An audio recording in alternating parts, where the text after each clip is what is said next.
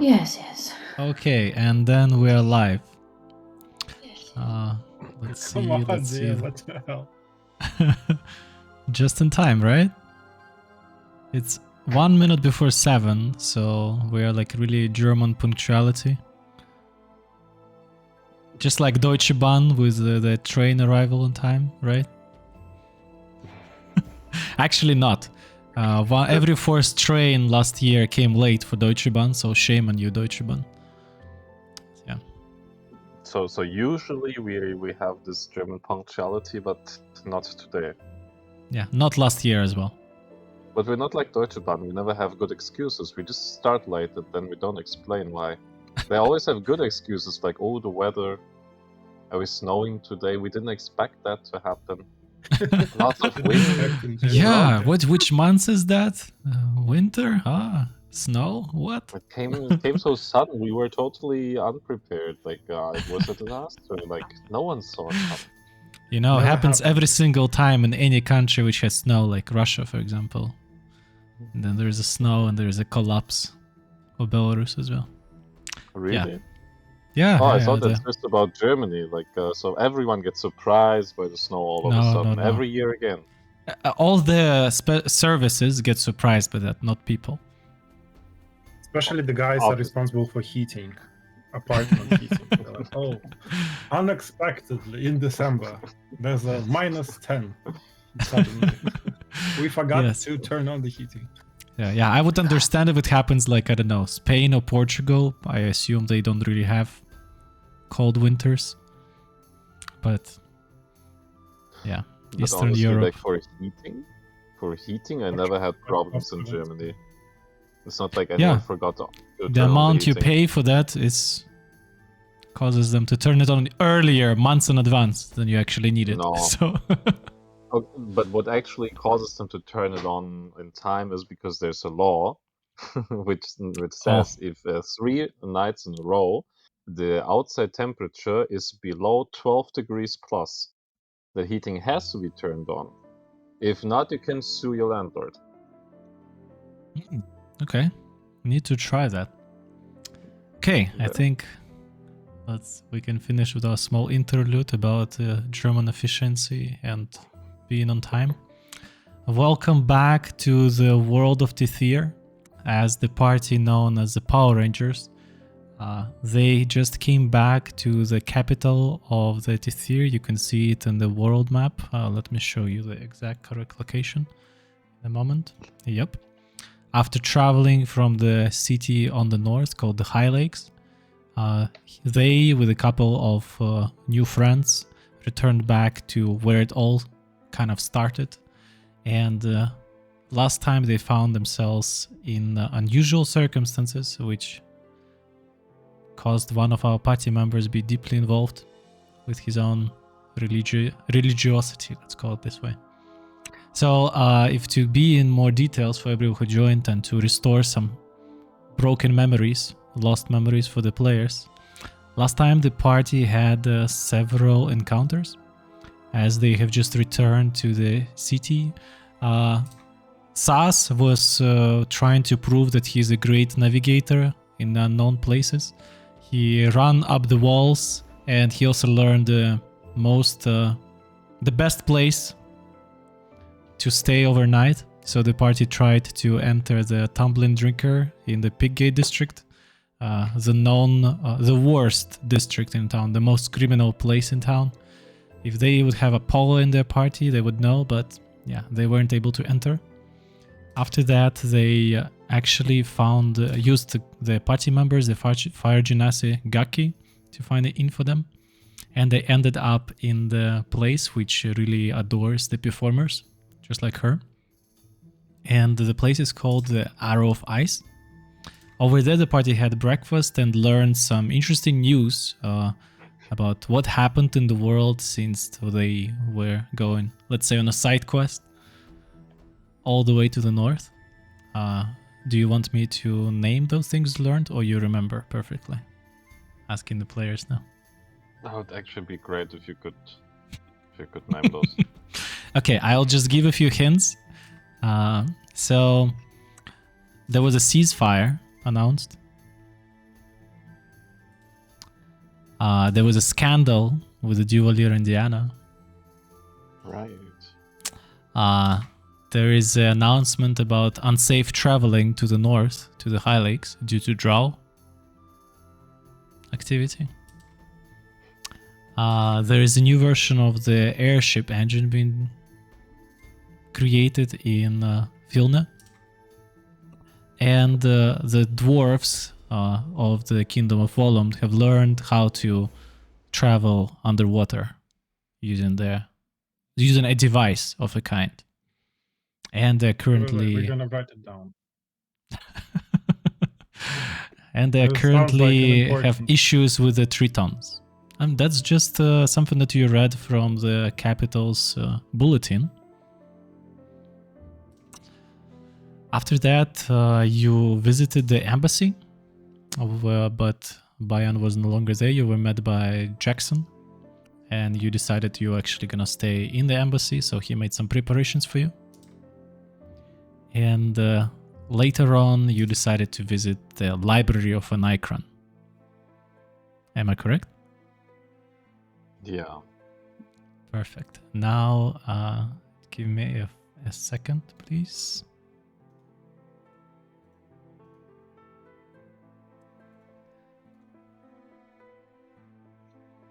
Guys, so the dwarf sees fire, Bayan left, library. Did I miss something? I missed something. Probably, but we move on. Are you already done, DM, or can I No, Can no, I- no, no, use the stream for a second? no. We I want to address the audience. So just in okay. case Go ahead. anyone in Berlin knows of a free flat, I would really like to have a new flat. So everything up to 700-800 euros should be fine. I want a balcony and I don't want to live on the ground floor. Just in case anyone knows anyone. Preferably Okay. in Slovak. Thank you for your attention. Okay. And the other sponsor of our today's game is Bourbon by who is making that? Carolina, show us, please. Jim B. By Jim Beam, yes. So, okay. So, the last game ended with the fact that party has arrived to the 6 Churches district, and they immediately saw that the temple of Enaekran, which also serves as a library, has been partially damaged, and most of its facade has been covered with white cloth. They entered inside, and they saw that the tree of knowledge there, which previously they see during their previous visit, it looks like this in Maps and Lore channel. I'm gonna just scroll a bit higher to remind how it looks. That one of its branches is turned to charcoal, so it's completely burned to the side. A few of the upper floors also have signs of fire damage, and the whole place smells like a camping fire in a way after you extinguished it. This is how we ended our game, as the Farwald, the champion of Enaekran, Rafe and Susli have entered the inner hall of the Temple of Enaekran.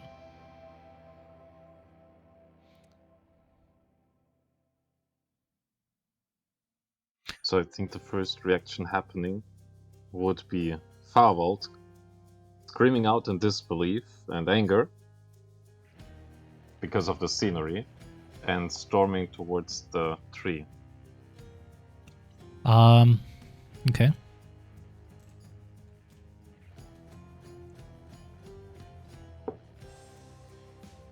As you are rushing towards the tree immediately, you notice that there is a person who stands not far from it, and she, seeing your rapid impulse, she is coming forward to you with her both hands raised.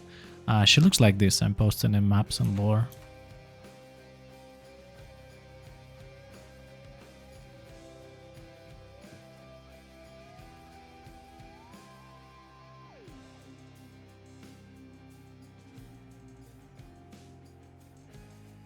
You have seen her before, and last time you met her, you know that she has just joined the temple.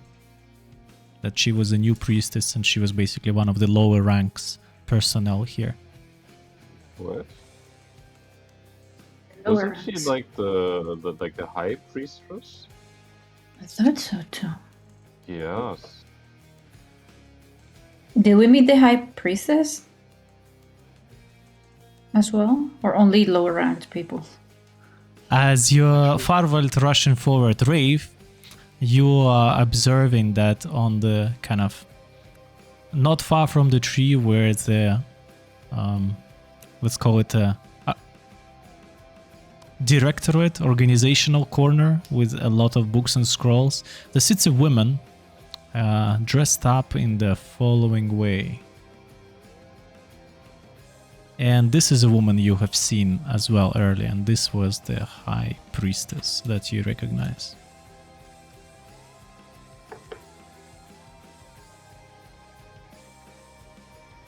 Okay. Okay, there is a difference. Yeah. Please, calm down. There's nothing you can do. She tries to stop you, Farvald, as you are running forward. What Farvald does. He's in a full half-plate armor and on a sprint speed. Well, since I know she's like a priestess of the temple, I'm not gonna run her over. So I suppose I'll slow down, but still I am trying to get a good and clear vision of the tree to understand how severe the damage is. So as you're getting closer, of course, the tree itself looks even more magnificent than before up close. You notice that out of 4 major kind of trunks, divisions, one of the large branches is completely burned. So the tree has no leaves, it's totally dry, just as last time. So this ugly black spot on it makes it look dirty and not really fitting.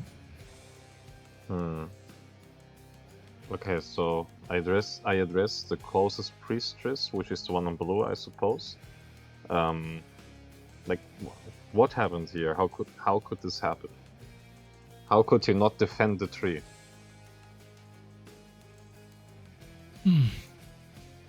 What happened here is still under investigation. And I've seen you here earlier, and you were... My name is Talia Carnavan. Okay. I'm posting her name in the channel for you, so you don't forget. This is the woman in blue. As you're inspecting her up close, you notice that she has a few of the diademas with gems on her left shoulders. Of a red color. The stones are red. You recognize them immediately, those are rubies.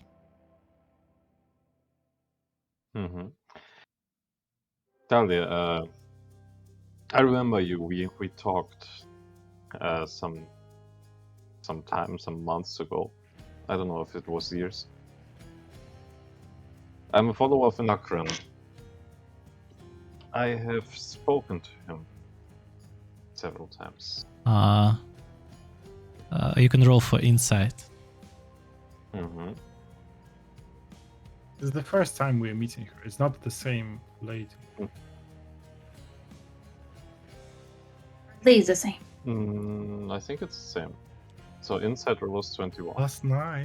So this one has been helping you when Rafe was reading about the vampires last time. She was your guide. She was... Okay, my internet, I hope it's not following down. How much? What was the roll? 21. 21. As you are just announcing it to her straight to face, you see that She has probably heard this phrase many times from many people, and she was just about to have this, yeah, of course, kind of impression. But as she looks at your grim face and the seriousness of your voice, she just keeps her things under control. We have some visions on the Susly side. Yes. Was that the Windows XP screensaver? This is a place that Susly sees in his dreams. This was the place from his visions, Farvald, and from yours as well. Maybe. Was that? It lies definitely in the past. It's not the future, it's the past. You don't know. Yes, so Well, you were asking her? okay. Yes, but I can see she doesn't believe me, right? Yeah, not really. She doesn't Maybe consider you a remember- madman, but she's not the one who believes everything that people say. Maybe you remember the last time I was here. There was a storm happening once I touched the tree. As you mentioned this, this is now you can see with your roll that her impression of the face kind of changes as there is a slight, like, recognition of her past events in her face.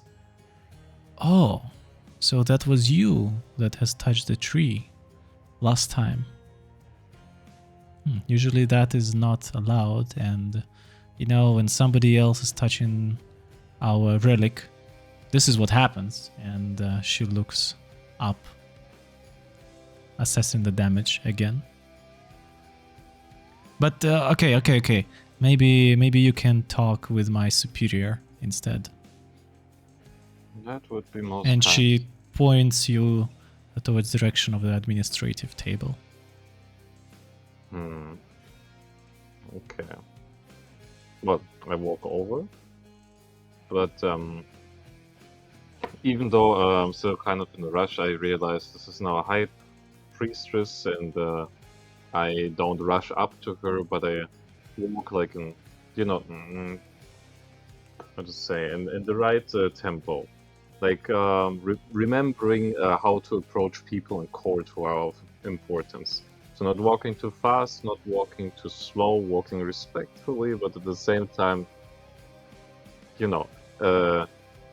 showing that I'm meeting an equal, but nothing Okay. else. Sas, since it's your first time as a character appearance in the Temple of Enaekran, you first of all assess how everything looks around and how it's all could be used to your own advantage. You notice that it's a multi-floored building. But currently on the very first floor where you are at, there are a couple dozens of tables which could be used for reading, and there may be 4 or 6 visitors over there sitting. All of them have a couple of books next to them, and they all seem to be sitting in complete silence. There are only a couple of small lanterns around the place, so the whole place is in a dim light. Seems perfect. As you... Is there any guards? No. As you're looking to your left, right after the entrance, you find yourself standing right under the statue of Enaekran. Do you remember how it looked like? A huge Please, elf with the sword. yes. Please roll for the investigation.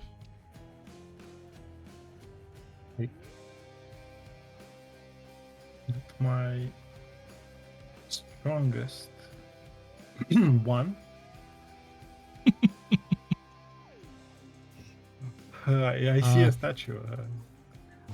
Yes, you see a statue, and but you have seen a better pieces of craftsmanship in your life, so this one doesn't really impress you. You only notice that under the statue there are a few plates and they seem to be there for the offerings. But other than that, you don't notice anything else. Rafe, as you observe in the scene that Farvald rushes towards a tree and you're accessing the whole place, your eyes immediately go to the place where you previously were sitting and reading about the vampires that was on the 3rd floor last time. You notice you don't see any signs of damages on that floor, but as your eyes slowly moving upwards, you notice that the last couple of floors, at least a side of the wall over there in this dome type of a roof, has some of the shelves completely burned down. You see I how know where Farvald goes to the head priestess. What do you do? Do I know where the forbidden section is? Or the... No, I don't know. Okay, so I don't know if those books would be part of this section. Okay. What do you do? Well, I stay with the rest because I think that we got the permission to check this restricted section from Helena, right? So we need to together prove that we can actually check it.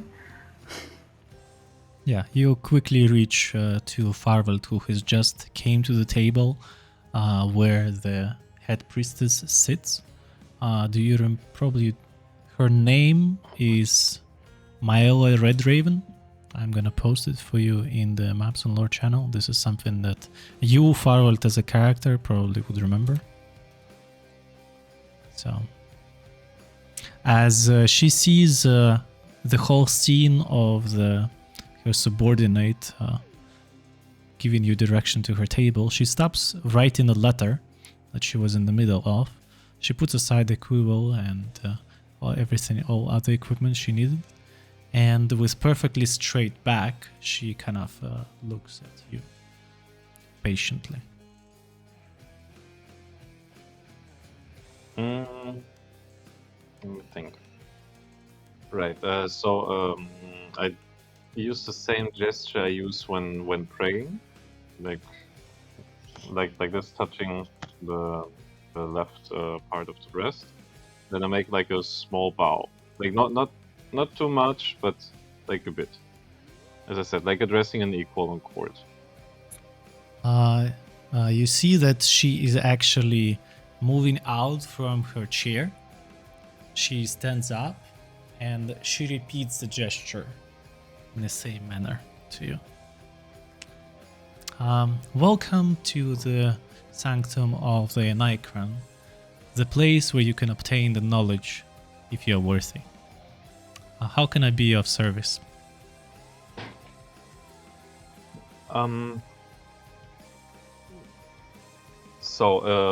Actually, quite the opposite. I wanted to ask how I could be of service. I just saw the temple probably being attacked in the past, or quite recently. At least some damage has been done, and I'm wondering how this could happen and how I could help to maybe avenge that damage or repair it, since I am, well, a strong believer of Enaekran, and it hurts and pities me to see the place in this shape. You are one of the few who would offer your services just like that, unfortunately, in this city. But I'm happy for you to announce that the knowledge of Enaekran worth to be on his side and never to be against his wrath. Yes, we unfortunately had an incident recently, and as you can see, one of the relics has been severely damaged, and she points at the tree, and then she is also looking with this rotation of her eyes all over the upper floors. We have lost a couple of very good collections, something that were really valuable for us, and we had to even close the access to the vicinity of the temple, which is a very rare occasion. We are usually open for everyone. Currently, the investigation is being held by the Sandkeepers, and they have our full cooperation in these matters. And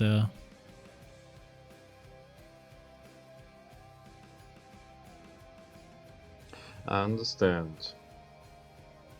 I had some touch points in the past with the Sandkeepers. Maybe you can, I don't know, refer your contact to me. Maybe I can be of help there. I think you could always refer to Helena Creel. She is a member of the inner circle of the Temple of Enaekran, and she serves the Duke. She's leading the investigation herself. Correct. Interesting. Good. Well, as I see that everything lies in the capable hands of the Sandkeepers as of now, and apparently I cannot help you any further with the current situation, I'd like to state the original business, why I came to the temple, which are several, but the most important one being a missing friend. And he went missing in quite a spectacular and maybe frightening, so interesting manner. And I hope to find answers here, for I know that this is probably the place with the most knowledge accumulated. And would like to ask your or your priestess assistance navigating the library. Yes, that could be organized. Thank you very much. The second reason for me showing up would actually be that, as I said, I'm a true follower of Enaekran, and I had my fair share of personal encounters with him. Still, I find myself to know very little about, let's say, the institutional part. So I would actually appreciate it if you could teach me the ways and enlighten me in that regard.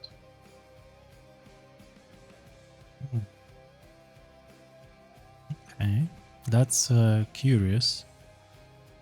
That a person who claims to be walking the ways of Enaekran is about to ask the basic things, but the path to the knowledge is noble, and those who seek the knowledge are always welcome here. Thank you very much. Whom should I ask for guidance in this matter? I think I could be of service. Okay. Something else? Very much appreciated. Not as of now. As you can see, I didn't come alone. I came with a group of dear friends. And as I said, the most pressing issue is to find out about our friends and more. Is to find out about the missing friend. So maybe we could start with that right away. We could maybe get some help from, what's her name? Talia. Priestess Talia, to start our research right away. Yeah, all the common shelves are easily accessible, and she would be able to navigate you and help you in your search. Mm-hmm. Rafe, you are Okay. approaching the table at this moment. You are standing right behind Farvar together with Sas. Do you have any questions to her? You never mentioned the restricted area. That's the voice. That's the voice of Rafe from behind your ear. I was trying so delicately to build towards that. Well, Well, we never know. I mean, we might have to leave Denver today, and then we didn't read what we wanted to read about. Not only about our amazing friend. Well, let's see. Maybe we'll find out that we'll have to visit that area as well. So addressing the priestess again, as my friend here mentioned quite well, so we might actually need access to the closed off, to the secret area of the library, because I have a very strong feeling that what we're looking for will only be there. Would that be possible and in your power to give us the access? She looks at you two more attentively, and now Sas approaches as well. She looks at him the most. Since you know about its existence, you probably know that only chosen few can be allowed in there. Of course. Whomever you deem worthy. No, we were granted permission by Elena herself. I'm just looking at Rafe, waiting for what else she has to say about that. Yeah, it is like that. It's not their decision. We fulfilled a mission, and that was part of the reward. But didn't we claim that reward already? No. Oh, we didn't. We didn't. No, we found out that we had this when we were away from Denver. I forgot. I thought we did. Right. She quickly opens one of the books lying on her table, and whom might you be all? We're the Power Rangers. I mean, probably that's how we could be identified, or maybe by name, but maybe I don't know if you have group names or individual names. That name says it all, she says, and as she writes something next to in this book. It covers several lines. She carefully looks at you three and continues writing. She finishes quite quickly. She closes the book. In such case, you don't need to address Talia at all. I would be your guide over here, and all questions you can resolve with me. As this happens, she makes a gesture on the top, and you see how Talia rushes towards her. And she says, I'll be busy as long as necessary. Meanwhile, please make sure everything is in order. Talia nods, and she is gracefully, with very straight back, starts walking beside you, Farvald, going somewhere behind the tree area. Please follow me. Mm-hmm. By the way, where's the rest of the group? They have just joined. They're standing behind your back. Are they also allowed or not? Like everyone, like Gaki and the Drow. Gaki and the Drow were never with you. You left them in a tavern. All right, yeah. Okay, that's whom I meant with the rest of the group. Yeah. Can I quickly glance at the letter she was writing?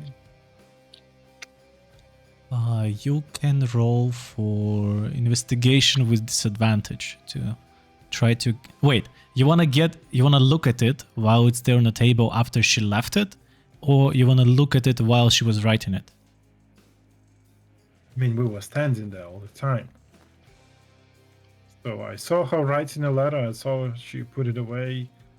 Can I see to whom at least it is addressed? Yes, Is it's it a personal letter or is it a business? it's yeah. Please roll for investigate without disadvantage, just investigation. 13. As you are looking, quickly glancing, just with your kind of a side view at it, and trying to memorize the content first before analyzing what's written, you see that there are a couple of names written there, and they all are being addressed like a very kind of official way, like with the full titles. So like a quarter of the written here is just a naming of a person and where he's from and his parents, you know, it's like a full address. The letter is not complete, and it looks like a notification about something. You have been proudly informed that, and the letter is not complete. Okay, good to know. Yes. Meanwhile, Farvad, you follow her. Rafe, you are following after. Sas, also with your investigation roll, you notice that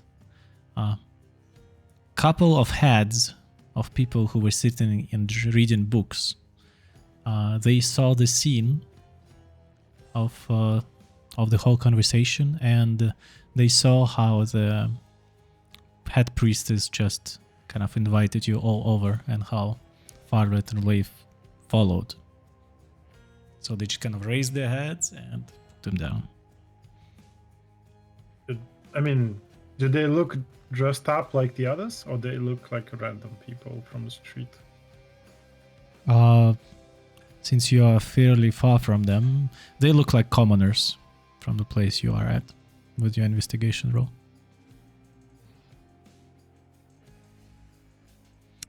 So you follow up to Farvad and Rave. The head priestess, she follows a very tiny corridor at first.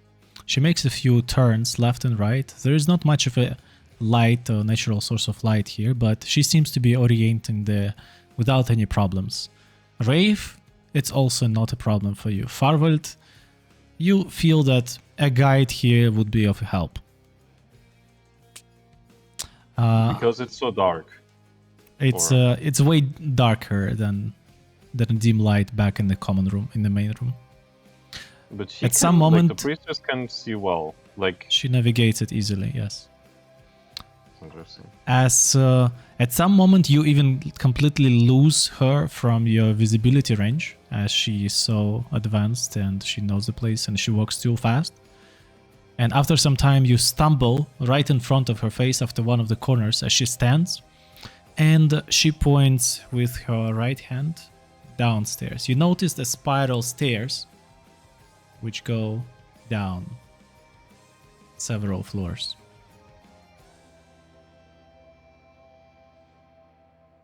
Please follow me. Do not mind the mold and the stale air.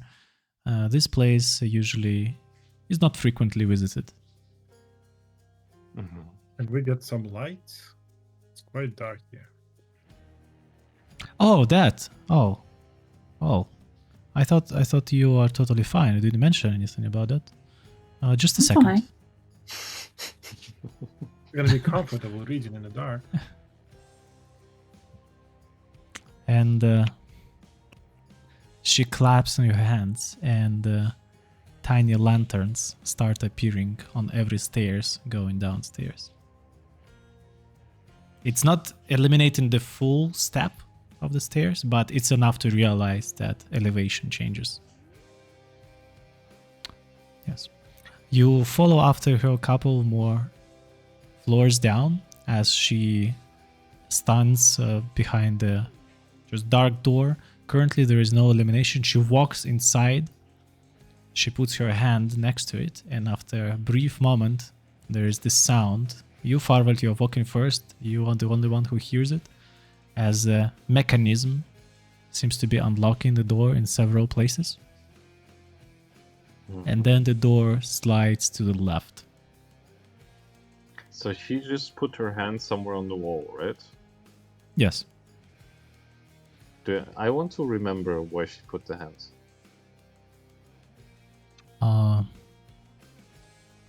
Yes, you would, since you are really not far away from her and she's not hiding it, you would know that, imagine there would be like a door handle on the right side of a door, and right next to it, just maybe 10 centimeters above, there would be like a brick all of it's made out of bricks in this place. Mhm. So this is where she had applied her hand. Okay. Wasn't for long. It reminded you a mechanism that was back in the. Were you alive back then? Yes, in the embassy.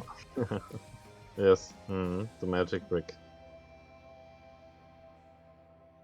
Yes, as the door opens, you're walking inside, and what changes here is that you notice a couple more lanterns around the floor. You end up in the room looking like this.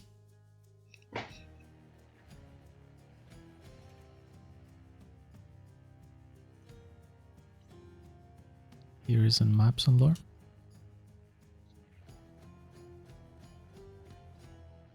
You notice that it's a fairly decorated room with very fancy couches and chairs. There are a few reading tables as well as a couple dozens of the bookshelves. All of them seems to be full. The light in this room is no longer dim, so it's quite comfortable to stay here and read. Sas, you feel that the dim light, you would feel more comfortable in the dim light rather than here. It's fine. I'm just following. Yes. There's no guards again. Nothing. In the middle of the room, there is a large table, and as she is approaching it, she kind of pushes a couple of the books aside and puts them down to the ground. And she says, "This room is in with your full rights. You are our guest, and I would be your personal assistant in the matters that you would like to learn more. This is one of our private reading rooms, and I want to make sure that nobody would be disturbing you in here. As you are one of the chosen few who can read from the inner library, the materials there would also be accessible, and depends on your request, depends on the things you asked." And she turns to you. "I would be addressing and bringing you the material from there as well. Let the spark of Enaekran help you."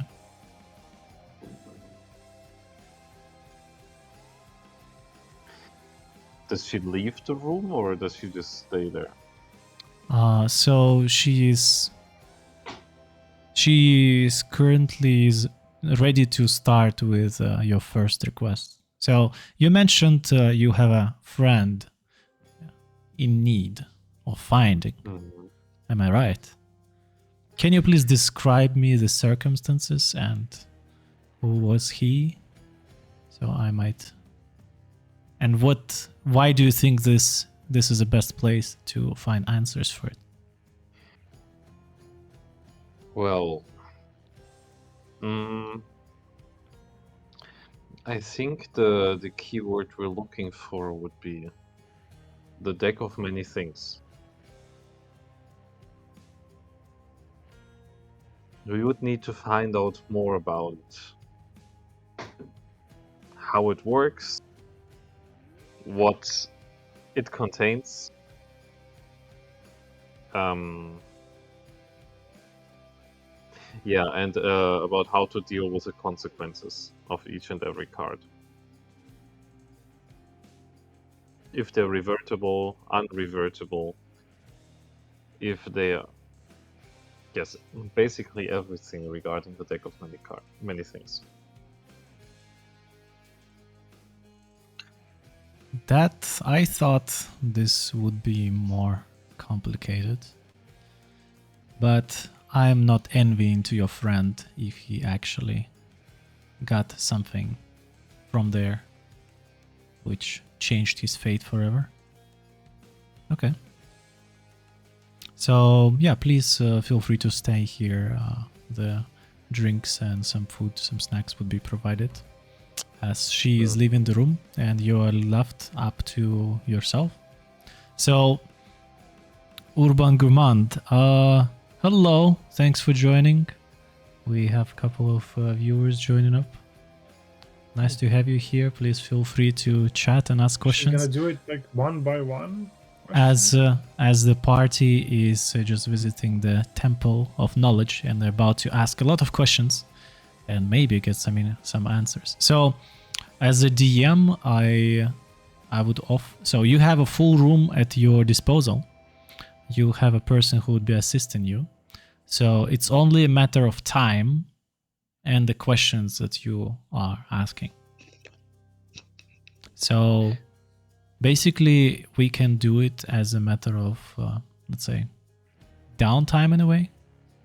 Because it depends how much questions you ask, the more knowledge you get and the more time she would need to research and find it for you while you're there.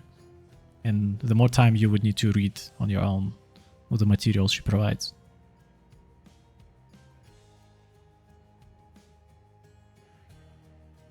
I mean, I first wanted to send her away for something basic so that we can actually discuss what are We the want to things read. we are. No, I mean, I guess we know, but which of those do we ask? It's not like we're gonna say, "Hey, y'all, tell me everything about the equalizer you know," right? No, Okay, we have to hide it, feel- in other words. Exactly. Feel free that your first request was about the deck of many things, so she would be coming back with the information about that. Meanwhile, you can formulate the list of things you want to ask, you want to research about. And tell her, and then she will come prepared. So please feel free to discuss it right now and maybe write it down. I'll be back in a moment. Okay. I mean, it's impossible for us to find out what we need to find out without her understanding what our topic is. We wanted to start by reading about the war. Yeah. And like this war people, but I don't know if we should actually mention the name that we got, like the real name of. We have to. Okay. Because that is like the war itself is not really restricted information, right? We could find that anywhere, but its name maybe is. And based on that, can we ask for followers? Like. Well. Because we also wanted to check about the Order of the True Knight without saying Order of the True Knight. I mean, why not? It's supposed to be something secret for everyone.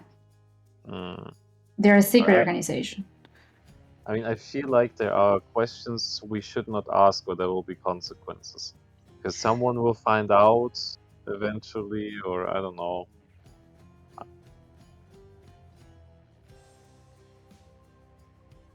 But I mean, well, maybe we should just ask right away, like bluntly, whatever we want to know. So. Just like that. Yeah. Maybe we're just overthinking this.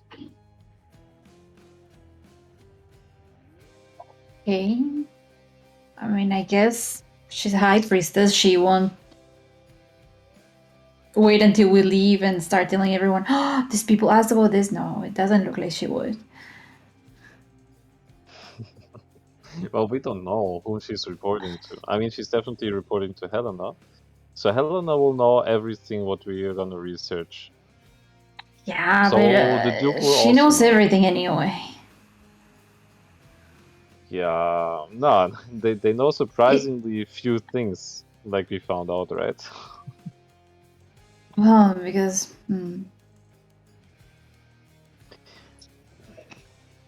But, yeah, so we should just have keep in mind that Helena will know everything, which means basically the Duke will know everything. I mean, if she tells him, who knows? Maybe she's plotting against him. But what could also happen is that what's her name? Daria? No, not Daria. Diana. That Diana will find out because she has some ties, like connections in the religion and temple world, right? she's not really commanding the Temple of Enaekran, but maybe she has some spies to give her information.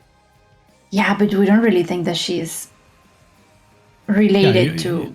You remember that No. Diana Burton, she would be like one of the benefactors of the religions in Denver. Mm-hmm. So, Yeah, but- anything you would like to ask her? As she comes back, she carries a couple of books with her, and every time she would basically bring you back the material that can be related to the question at hand, and she can give you something that she knows, or just navigate you that probably the answer is somewhere there in this pile I brought. So your first question was about the deck of many things, yes? Can I ask Yes. Rave to give me the deck meanwhile we're waiting? No. As you can No. always ask. But yes, but No. Can you show me the thing that did I can that show did you something to the us? box. Yes, but I won't touch anything from inside, and you guys will not either because we know these really I don't want to dangerous. touch it. Just I want to see in my Okay. my own eyes. Is it Yeah. the size, the color, the shape? Is Yeah, I'll just show the box, like from a little bit far. So Rafe, as you are showing him the box,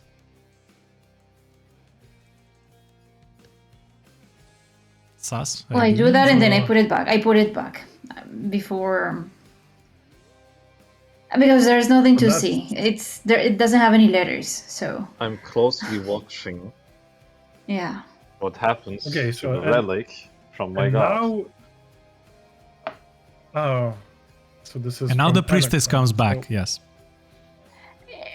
Was it familiar to you? Like, did you recognize the logo from the box? Okay. Maybe No, you dreamed about it or something. Okay. no. I was wondering if it's all real.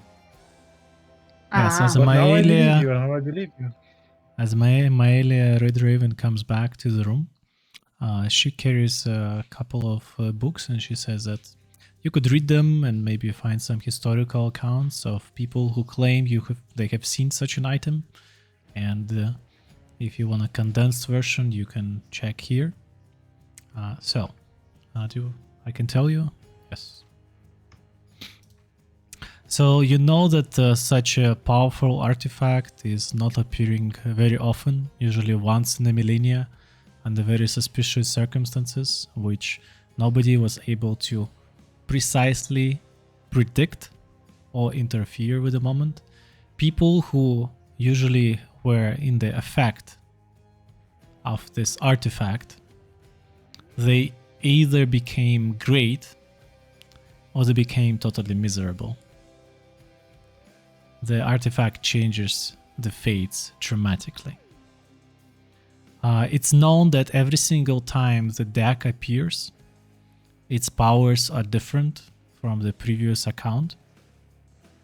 And sometimes it's possible that even the whole wars were starting to obtain this artifact.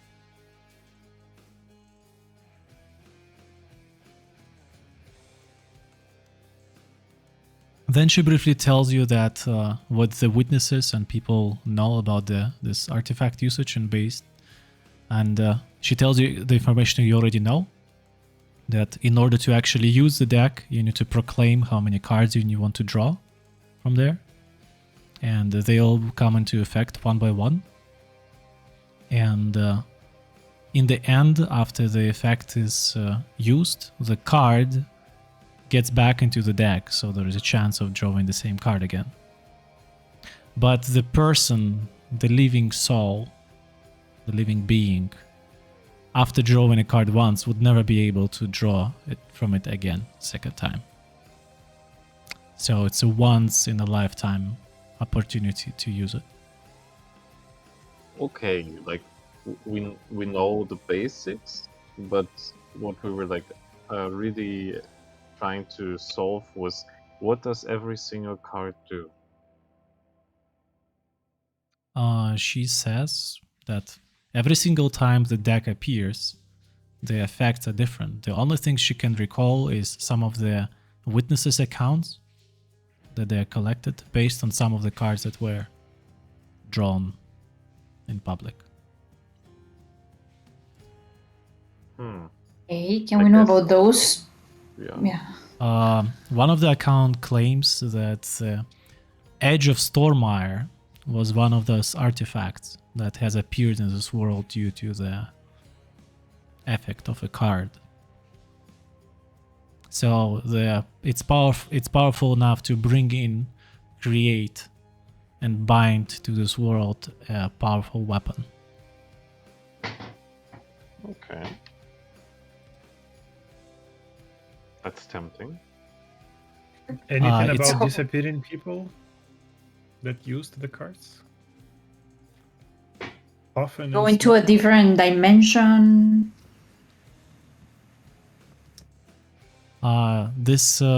Some of the effects are described as curses at best, and as she knows, curses can be of a various kind. And one of the most dire accounts that has ever been recorded is that at this moment she stops and she takes a breather, as she is not just recalling this, she's kind of maybe reliving in a way. I mean, she's like taking this whole narrative story closely to her. So she describes that once the whole town has been obliterated on the account of the card drawing. And only the deck of cards has been found later on in the house of a mayor on his table, seemingly untouched.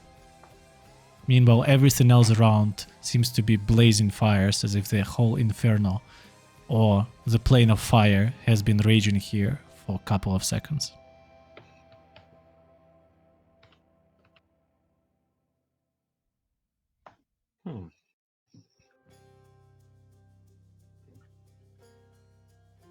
Anything about Sometimes people are getting really rich, and only rumors usually associated with them. But yeah, somebody who has been very poor suddenly becomes extremely powerful and influential and just never thinks about money again, able to buy anything he desires. That would be all about the accounts that have been recorded. If you have anything to add to this list, she says, if you always feel free to share. The Temple of Enaekran always is happy to add pieces of knowledge to its collection for the generation to come to use. That applies to everything you might be inquiring, or just anything else you're willing to share. Oh, I think that's fair. We're taking knowledge, so we should give something back. So I guess I describe what happened to Bob from the way I saw it. I don't mention, however, what were the circumstances, who had the deck, why Bob used the cards, etc. It wasn't really a reason. So you would describe her only what happened in the Shack of Irene, yes? Yes, only what happened there. It was a miracle. Bob was performing a miracle. Everyone Okay, knows. No, we hadn't even started the performance. Yeah, she quickly opens one of the notebooks she carries with her and writing it all down from your words. She thanks you for the details, as this would be added in the next edition. Buy it next month, yeah.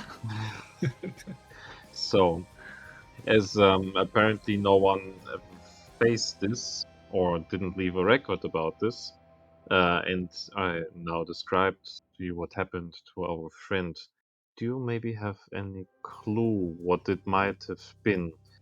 So, I mean, we had the idea that he was kind of being trapped, held in something like another dimension. At the same time, maybe what's important is that he turned into white dust, white smoke. We're desperately looking for him, just not quite sure where yet. Does this sound in any way familiar to you? Do you have any idea what it might have been? I'm afraid to have other records in place.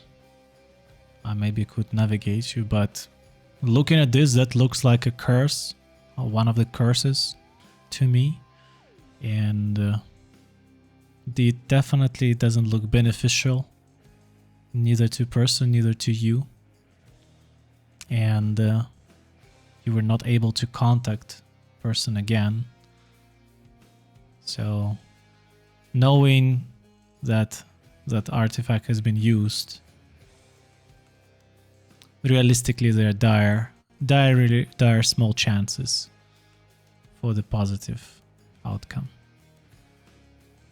But I'm not sure if I would be able to navigate you in your search on this question, as this has never been recorded before. Well, as you mentioned it to be a curse, most likely, how to break very powerful curses? Usually, you would probably have to address it to a priest. Of Or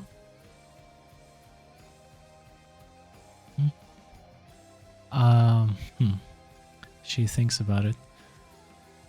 I only wish that would be that easy, that every single priest would be able to work and deal with every single curse. If you call a person a doctor, that doesn't mean he can solve all your disease. Same applies to priests. Everybody has their own specialty. So where should we seek help? Sometimes, what kind of priest? in the most dire circumstances, maybe only the higher power can help us.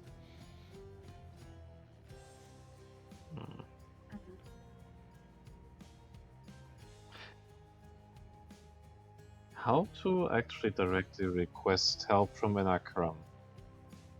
How would a good follower of Enaekran do that? What is the price to pay?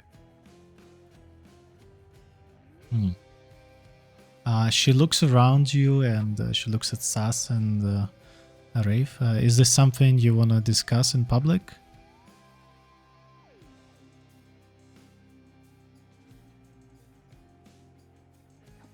Yes, we're friends.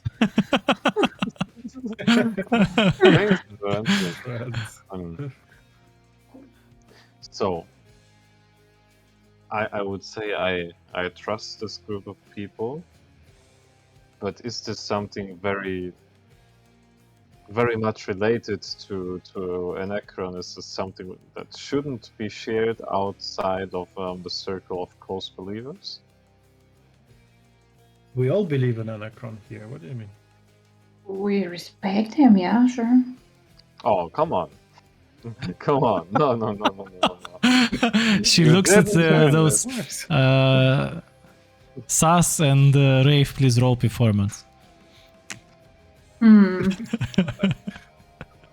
believe. We respect, matter, yes. What's 22.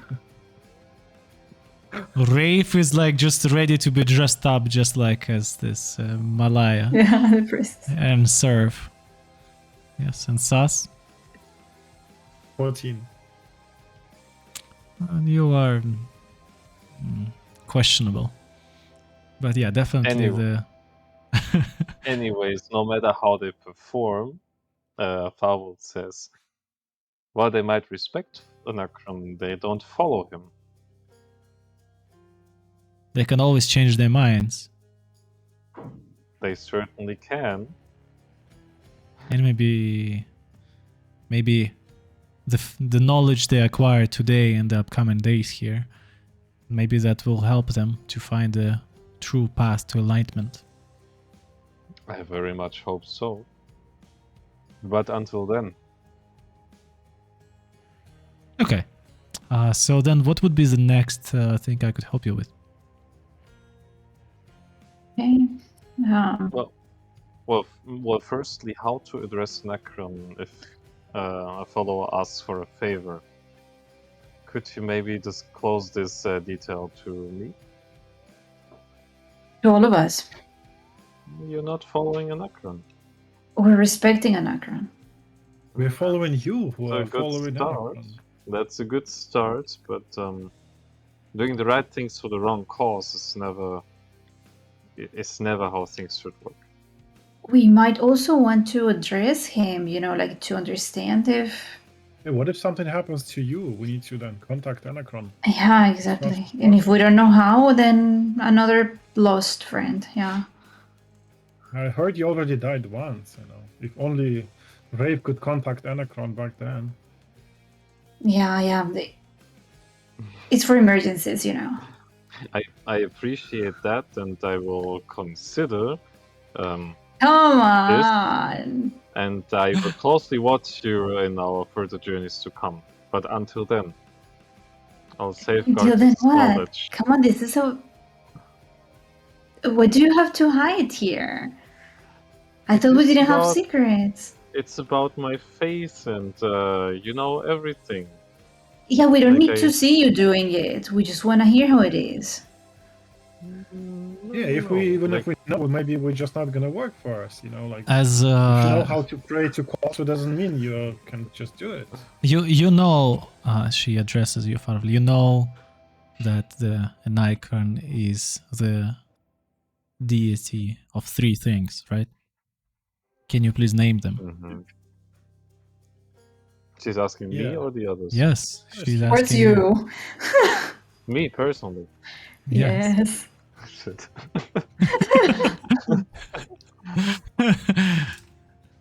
The god of three things. So So he's the god of knowledge, of different. You're the follower. Not the knowledge. memory, Nice follower. Yes. memory, madness, Yes. and the third?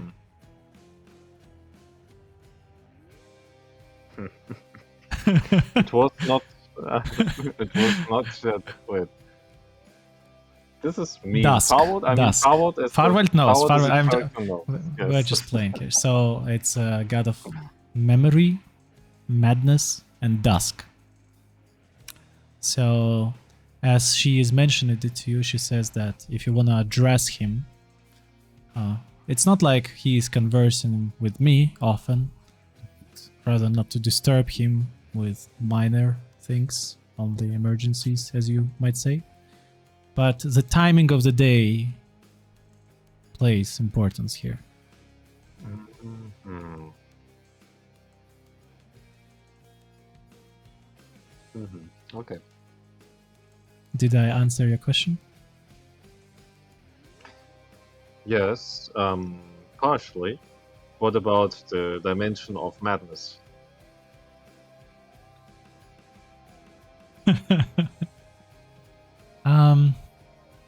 Let's say the people who were addressing him in a disrespectful and not appropriate manner were later found not caring about anything in their life except for eating their nails. Mm-hmm. Okay. Very good. Then maybe we will consult Enaekran regarding our friend.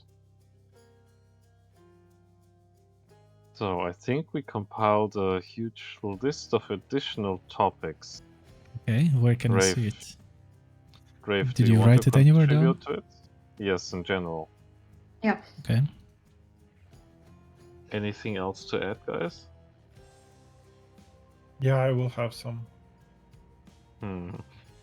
But we can quickly go over the one that is there.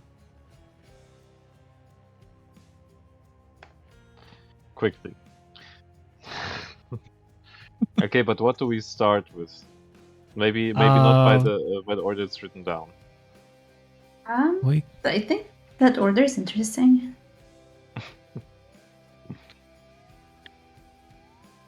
I mean, Let's we maybe- basically have a Google here, and we can like Google anything. So, Yeah, okay, Yeah, we you can could- Google everything. yeah, we can. Yeah, let me do something and then I announce it to you. I mean, even though we Google it, we don't want to leave too many traces here. So maybe we Come just on, start. we have to trust someone. Like, we cannot pretend everyone is an enemy. We But have that's to not side how with it someone. works. So, Well, but- we can do it the following way. I would suggest doing the following way. So, as you have a list of interesting topics, you would be announcing it to her. She would be going back, bringing you the material, and you have a full access to this room. You would be reading the material yourself, and you would spend some time doing your research. And as the research would be completed, overall, I would say, let's say,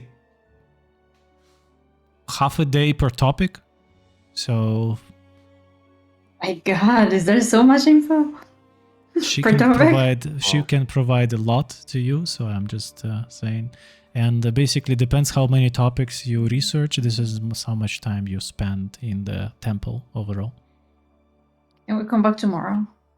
Oh, that's Or still does it? open Or to does you. it? Yeah. I can It's make not. tea, we You're can not. just live there. You're not locked in this room. It's like it's I not a mean, we one-time can just- visit, like one-time Ah. visa.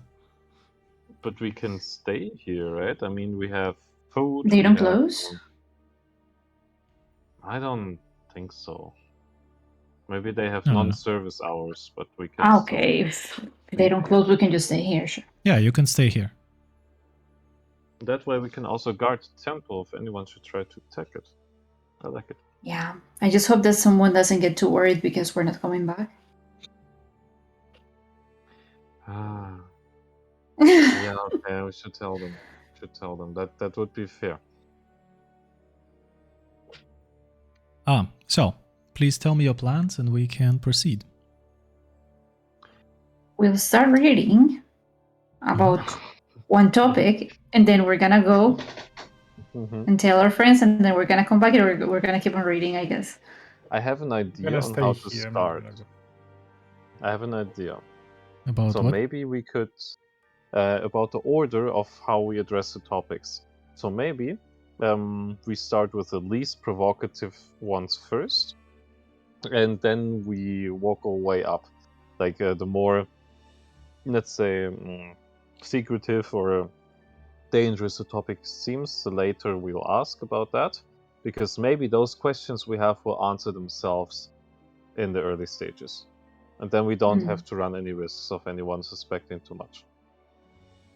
So, does Okay, this make so we sense? can start. Yeah, but the less provocative topics are probably not so useful for us, but okay. Wait. I really want a griffin. I need to put that in there. How to tame a griffin. You definitely can add it there. I will. I'm just rearranging the order of everything.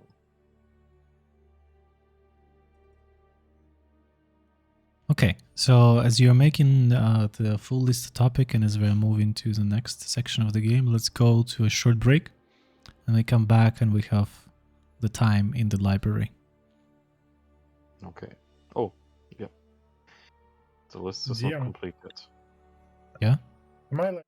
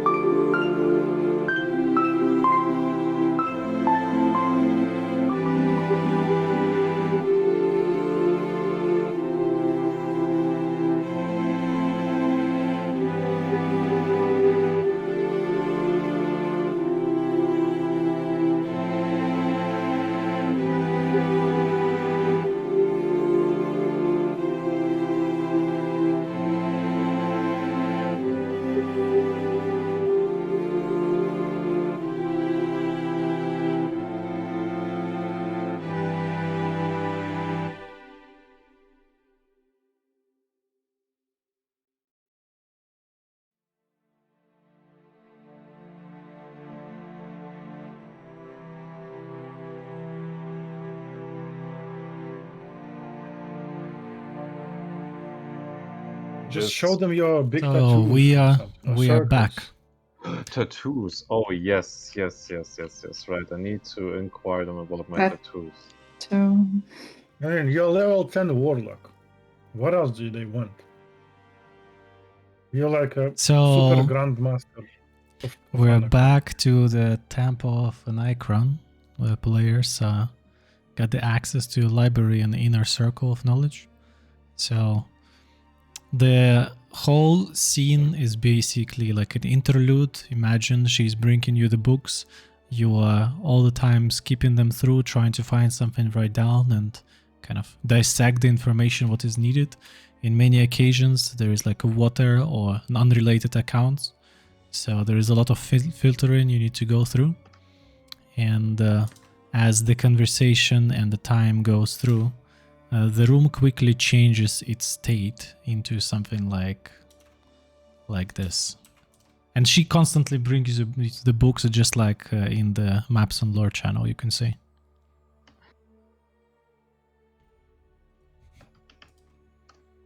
Can you see?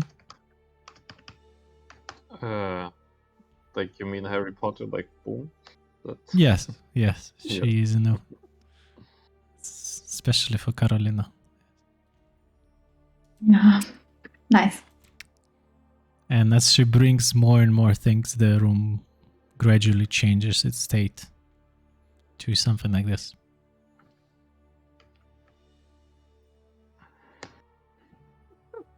We're supposed to read all of that.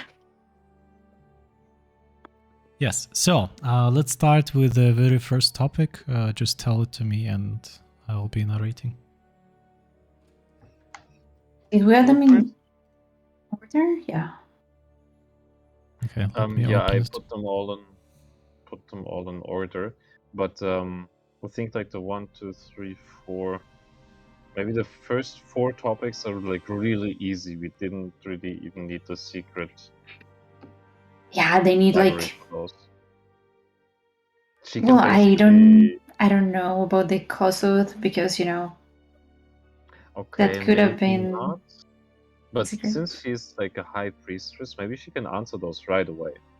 Yeah, maybe she knows. Yes. Yeah. DM, do you see the list or should I read it? Okay, so what's the heraldic animal of Temple of Enaekran, yes? Yes, I want to tame it. There is none. You cannot tame your But madness. Yeah, but there must be something, right? I mean, like, for example, dragons would make sense for Kothus or so. Then there must be, I don't know, like this black horse where His Highness was flying on, like some dark, intelligent, cruel creature, something like this. Something that explodes No. and dies because because he gets kind of mad and then starts like inflating and boom. No? Okay. No, I want That is something like madness. That is Rhydon. madness. Yeah. No. There's Like- nothing to like. She kind of laughs at it and says that cats could be the most affiliated to Enaekran, but like other than that. that, nothing. Nothing that you could can tame it for sure. tame. I And can't, I ride. don't know about that. Okay, maybe it depends on the size of a cat then. Yeah, I need something like a cat griffin. Okay. Okay, we go to the next question. Father of Enaekran. So that briefly comes to the question of the pantheon and all the gods and their relationship. Mhm. Okay, let me open my notes. So, you already know that the Enaekran, the god of memory, madness, and dusk, the patron of knowledge, you fairly know how he looks like, how he's portrayed, especially based on a statue. He's usually worshipped by women and who are really dressing up and like expensive gems. That's one of the attributes that you are learning about it. You also know that he's a son of Enaekran, and as you're continuing to investigate the genealogy tree of the pantheon, you start reading more about Edaenef, which is the goddess of vengeance, prophecy, and the hearth. Can you actually make us a Miro board out of that? I mean, we all forget, right? I mean, depends what's important to you. Like, I could possibly post these notes. I can let me read to you. So, Edaenef, the goddess of vengeance, prophecy, and the hearth, she's portrayed as beautiful with ashen skin, short black hair, and the eyes of a color of storm clouds. She has a muscular body, and she rarely laughs on any of the portraits or any of the accounts she has appeared. Usually she wears light and airy robes, dyed with a dark blue-violet or dark brown. She's often worshipped by nobles. It's known that the members of Edaenef, worshippers, they have their own distinguished secret language. It's known that on the depictions that you find in the books, they often portray her in the mountains. Or there is a mountain view behind her, on the foothills of mountains. You learn that she is a sister of Pelor, the god of... Who is she god of? Light? Hello is Sunlight. of the sun. It's the sun god. Correct. So, and she is known to send visions to mortals, even those who are not associated with worshipping her directly. Doesn't say anything to me. I'm not human. Okay. It's not about You're humans. not mortal? What? I should say like human. Okay, maybe I can get a vision at some point. Okay. So, as you're reading more about the sibling of Edaenef, the Pelor, you learn that he is always described as something that shines the light of hope in all the hearts that accept him and accept his benevolent message. His followers express hope not just for kinder future, but also for good harvests, and they must be proud of their labors. Pelor's hope is a phase that the sun will rise, that the winter and cold times will end, and that compassion for the nations will flourish. So there is a lot of, let's say, peace in his messages and the way how he is portrayed in his relationship with other gods. He is one of those few who stands and never changes his moods. He is one of the constants. At least how he is described in the books you are reading at the moment. And how people worship him is totally different question, right? It's a different conversation.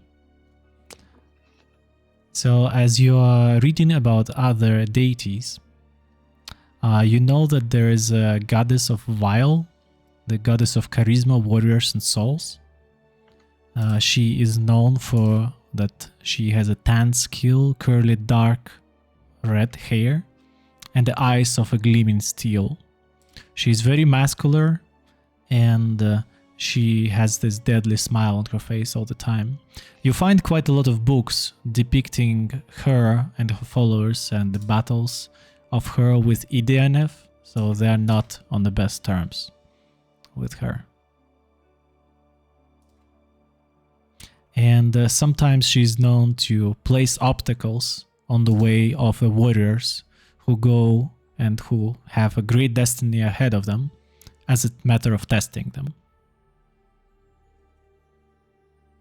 So, she is a deity of warriors. As you're skimming through the genealogy tree of Edaenef and trying to figure out who is the father of the Enaekran, you find quite a lot of material about Pivus, the god of luck. You notice that all of his depictions put him with the ebony white skin, short cinnamon hair, and the eyes of bright emeralds. He's usually very short on all the portraits, and wears light and airy robes. He is often associated with thievery, but no one from other gods has ever caught him red-handed, so that's just a rumor. What happens on the Pantheon there. He has surprisingly numerous followers, as anyone needs luck in any endeavors and adventures they're venturing for. So he is being worshipped all over the place by any kind of social class people or professions. He is... it says that he has a one-sided relationship with Enaekran. But which side it goes from him or to him, you don't find any mentioning of that. God of luck.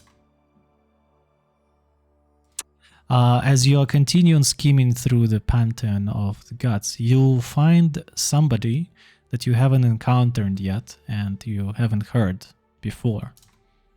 It's the goddess by the name of Kur, the goddess of whistling and the desert.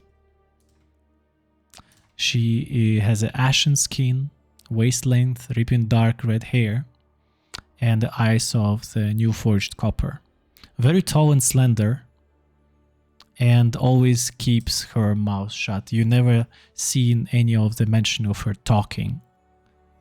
So her lips are always tight. Surprisingly, she is also associated with astronomy and poetry, and often worshipped by wanderers, and she is especially popular in the Shach's land, which you haven't visited before.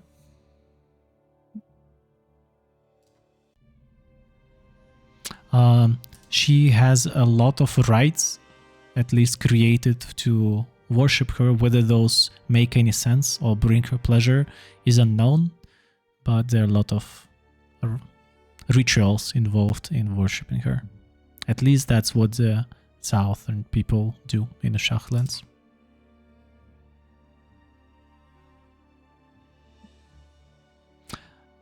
It's said that she had a relationship with Enaekran, and this is how you actually find a connection with her and other gods.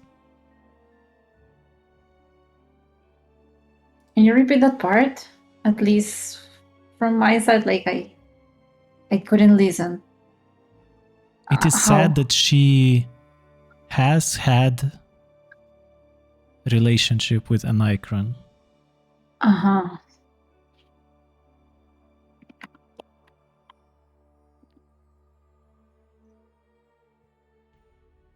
Okay, cool.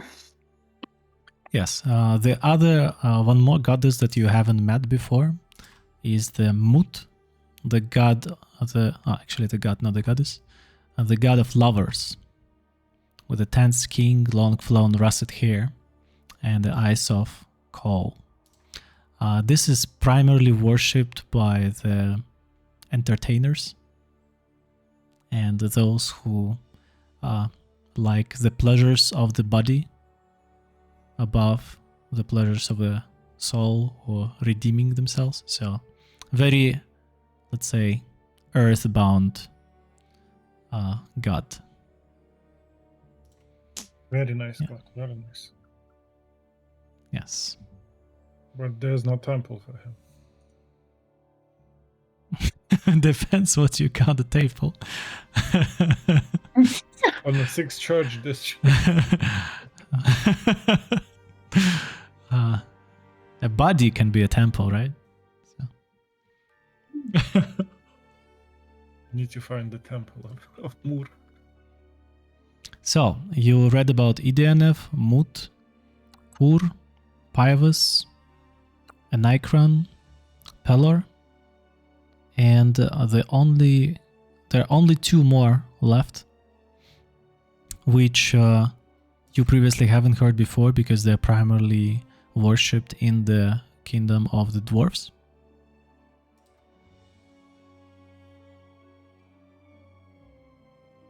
And the name of the person who is... Wait. Here. Vile. That was very loud, Gerhard. Wow. What's that? Sorry. Yes. But what about So- Vile? What's that? Yes. So the god of warriors, souls, and the forge. So the dwarves are extremely passionate about him. They think that without his support, they wouldn't be able to perform their crafts. So every single house in the Dwarven Kingdom would have a depiction of him, or maybe a handmade statue made by the owner of a house in his honor. So they're quite obsessed. Surprisingly to other religions, the dwarves, they're not trying to persuade anyone in his might. So they're just keeping him worshipping in their own society and without going anywhere and worshipping it to others. What about He- Irene, the goddess of Irene? Not mentioned in the books? She is not mentioned in any of the books about the pantheon and gods and their relationship. Unless that's a Actually separate about- topic if you want to research. Not updated version, probably. Outdated. What about the books. god from Sas? I mean, she wasn't mentioned yet, right? She was. Oh, it was. Was. Yeah. What was the name again? Then I got the name wrong in the first place. Isn't that the mom? The mom? Yeah, the mom. Yeah. Yeah. The mom Yeah, of Enaekran. Edaenef, the goddess Yeah. of vengeance, prophecy, Edaenef. and the hearth. Okay, I thought it was a different name. My bad. So with this knowledge, you basically got quite a lot of information about the pantheon, the relationship, and past potential worshippers. You realize that in the information that she is bringing to you, there is not much mentioning of the shamanism that is being practiced by orcs, as there has never been really a good relationship with them to send emissaries and truly learn about the rites. So that still remains to be discovered. As for the Kossuth, Together with they- Irene. no, he is not the member of the pantheon worshipped in here. So he would be in a different section of like foreign influencers.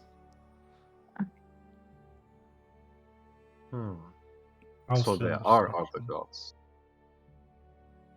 Yeah. This is not a full list. This is something that has been worshipped here.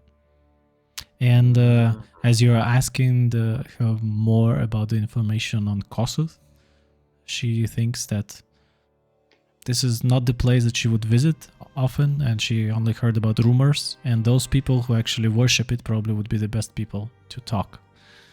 And she looks at Rafe with this look. Okay.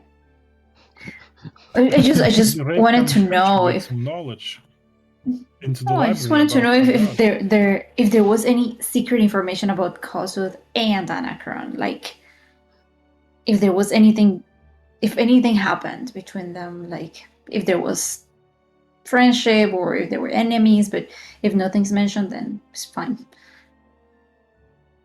Yes, as you are diving deeper into information that she brings from the inner circle, this is Farvel, especially interesting for you, Sas, as you find numerous of accounts of people encountering Enaekran in their visions, and most of the time this meeting happens on the green plain with a tree in the background.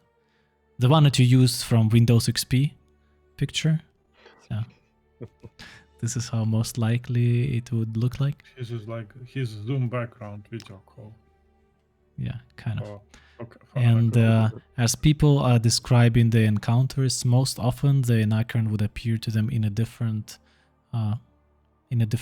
sizes, ages, races, there has never been usually like one common description of him. So the Temple of Knowledge perfectly knows that his appearance is changing, but in order to keep it simpler, they erected a statue on the entrance.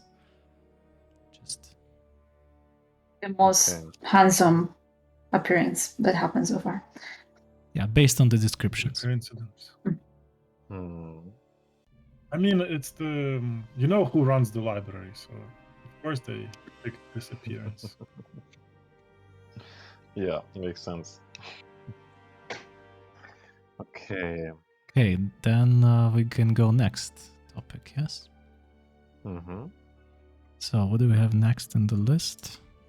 Let's see. I think the next point is Irene. We covered everything else. Irene. Okay, Also not here.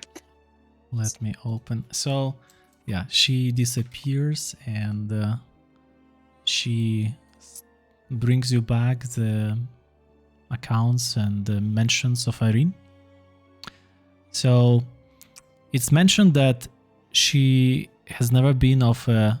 It was a real person, and she was never of a noble origin. She never had any significant impact on this world until a certain event. It's rumored that she actually came... Her followers claim that she originally came from the town of Clester, but that's just a rumor and has never been confirmed. She has never been anything special until the moment she traveled to Fiola Paradise Islands. And according to her followers and what's been spread around, she has been captured, brought in as slave, but returned back to the surface with a flock of a drow tribe who has never since been trying to do their murderous ways. So she completely changed them. By what accounts it happened and what she used on them, was it magic? Was it an artifact? Was it her own charisma? Remains unknown. But one of the...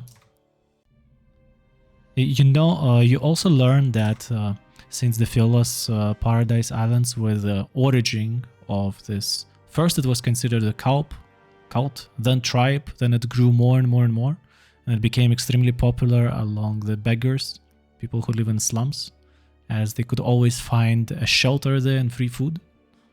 So, yeah, you learn that there is a main temple of the Church of Irene erected in Phyllis Paradise, and there is a council of priests, which are keeping the knowledge and the most...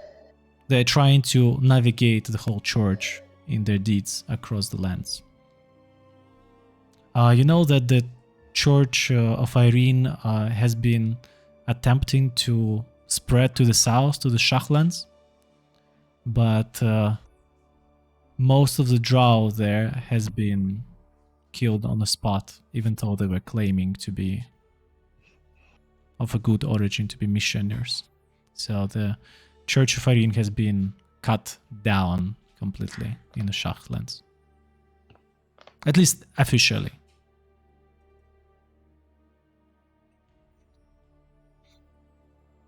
Yep.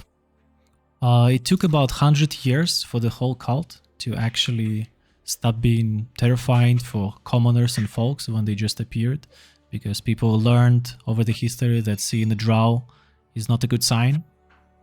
But after learning that they are calling themselves Church of Irene and they bring nothing good, very slowly, the fear, the disbelief, the anger was passing, but it's still present in certain parts of the realm.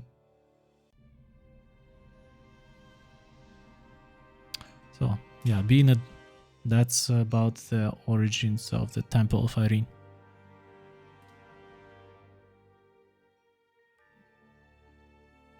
Was there any more Do you have some questions on this? specific questions, Sass, about Irene? Where is Irene? She died already. It is said that The her who? remains stay in the tomb on Fiola's paradise.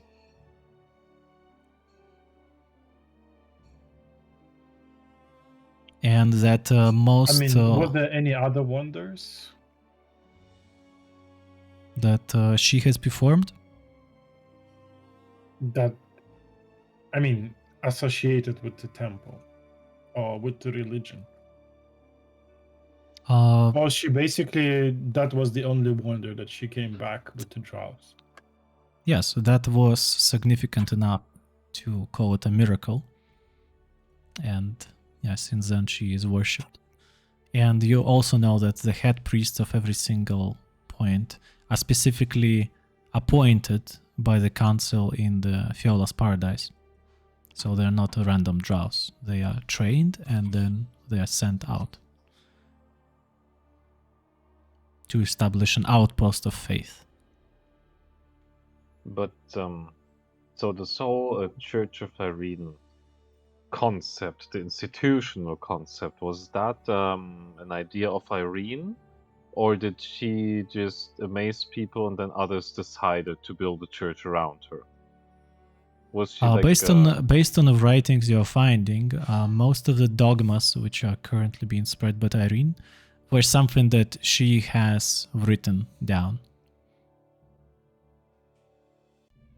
But was she more like a Jesus, like, hey, I'm trying to help people, and all of a sudden they build big buildings and worship me in strange ways, but I didn't ask for that?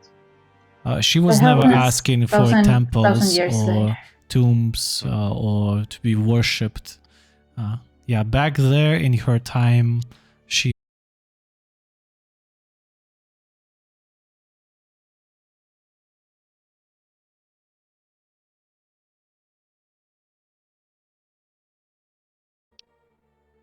I have a lot of dropped frames due to network. We need more people to subscribe on Patreon. To Really want to improve have the internet in proper Germany, connection. yes? To pay for a better provider. Exactly. Go to Telecom already. Yeah, The it's, normal you're, one, you're the not even. TV cable one. Hmm? Not even It DSL. really has. You really have like I don't want right, like the cheapest one. I have pure. No, I don't know. I think they're very salesy and I don't like them. But it's a cable TV provider, so it's much better than DSL. There's not a crappy old telephone lines. We can see I don't that. know. I had Pure was perfect. Yeah. Yeah, okay, I think now the Like, outage oh, passed one and disconnect we a are year. back. Everything should Are be we? back to normal. Seems we? like that. Yeah. Just Yeah, checking. let's see. Yeah. Okay, lovely. Thanks everybody wanted who to- joined in. We were back. The party has been found their access to the Temple of Enaekran, to the library, and now they are discussing and asking questions and making their research. So there is a lot of lore about the world they are learning right now in the game number 78. So the time has come. Yeah, happy about that. So feel free to ask any questions in the chat. Thanks to the latest followers, Legend Never Die TV and Zilai. So, okay, so we have just talked about the Church of Irene. Did I answer your questions? Sergey is switching off and on. Mhm. He's frozen. My Yes, camera is frozen, right? your camera frozen. Yeah. In Discord, yes. So, but you look smart, so you can keep it. Good. I mean, Question is, Sorry. if the Irene is not a god, where does the power of the priests come from? Power. From the trainings that the descendants of those who went to the service pass along. So they are wizards. No, exactly. Not always. Not specifically. Not only limited to that. No. Perform So they're not tricks. warlocks, they're not priests because there's no DT. They're not You are trying sorcerers. to I'm talk trying specifically to about understand classes the. indeed, but that's not really applicable. Maybe there's something Okay, like so wizard priests. That would make sense. Hmm? Like multi-classing, you know? Very much. I don't very know. That's much. what I was asking. What to make it clear? Thanks, Is it Neoblade23 a for follow. religion? Is it a faith, or is it a cult? Really, that has nothing behind it.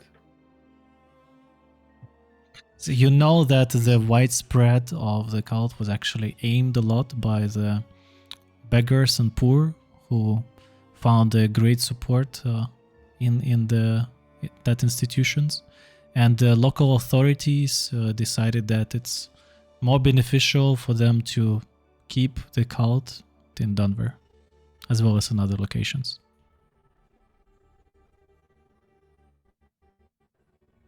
Okay, my So internet the again. stats would conclude that the average priest of Irene would not be powerful enough to do whatever happened to Bob. Yeah. Bob was a great wizard, but Temple priest is like, not really super qualified. Definitely not those that are sent out to establish outposts. Not Master Alafar from High Lakes. He's not behind Bob's disappearance, most likely. You have no idea. So He said Why that I'm he researching the was cult of Irene.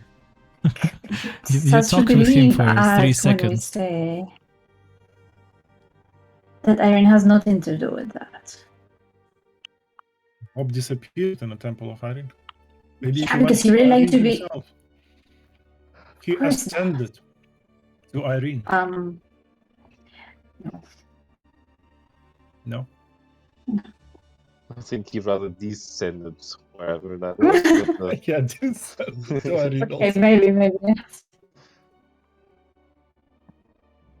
Okay, that's enough information about Irene, I guess. Okay, next topic. Hey, I think we are 3/4. No, one quarter through. Okay. 1/4. Oh, that's so now basically the day has passed, came to an end. It's already, it would be an evening. So a question to you is, are you going notifying your friends or no? Just you wanted that? Yeah, like Rafe, can you send a message?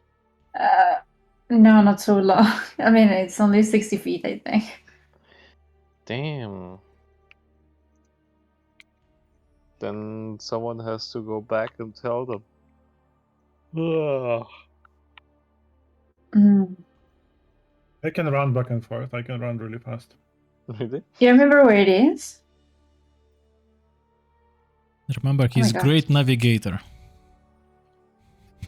Yeah, of course. Hmm. I remember the first time in the city. I will totally, find the location.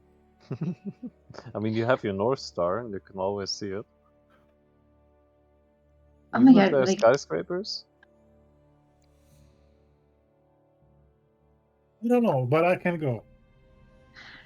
Okay. So Is it what only exactly me? are you Fast people trying? the way. Rafe, what? Is it only me, or like Sergey's camera is like went crazy? No. I only Why? see weird Crazy. squares. Weird squares. Oh, it's It's your okay. internet provider. Probably one on the No, but it's only you, not the rest. No. No, for me it's fine. For me, it's also it's fine. it's not even blurry. It's messed up. Okay. Rafe, what do you have? Do you have pure? No, I have telecom, of course. Of course you have telecom. the You have- Telek, of course. I have the best looking. I mean, I hope. I don't know, but I would expect. And Sergey, what do you have? Do you have pure? O2. Everyone has different provider here. No, I have O2 too. Oh, you also have O2. Ah. It's okay. It's the same as Telecom. Yeah, it's Telefonica. I mean, in the end, we all run on the telecom network, but I mean, I think it was the three of us who don't have telecom who actually had the most internet difficulties, right? In total, like thinking about our sessions. I rarely have them. Today is like one of the first times. Mm,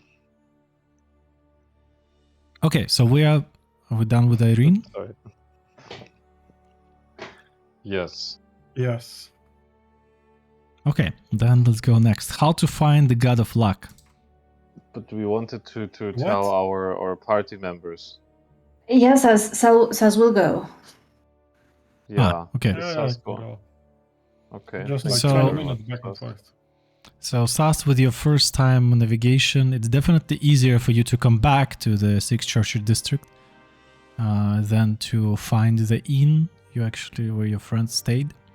So it takes you about an hour or more with your fast running, asking people, being very charismatic on the streets to figure out the direction. You easily find the Gaki and the Rizontar back in the tavern of the Arrow of Ice.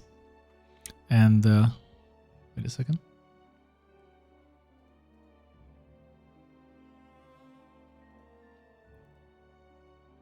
And I wanna escort them to the embassy, right? Just a second. What? What did you just say? Wait a second. I wanna escort them to the Ah. embassy, right? To the embassy. All right. Right. Oh, they're We dead. already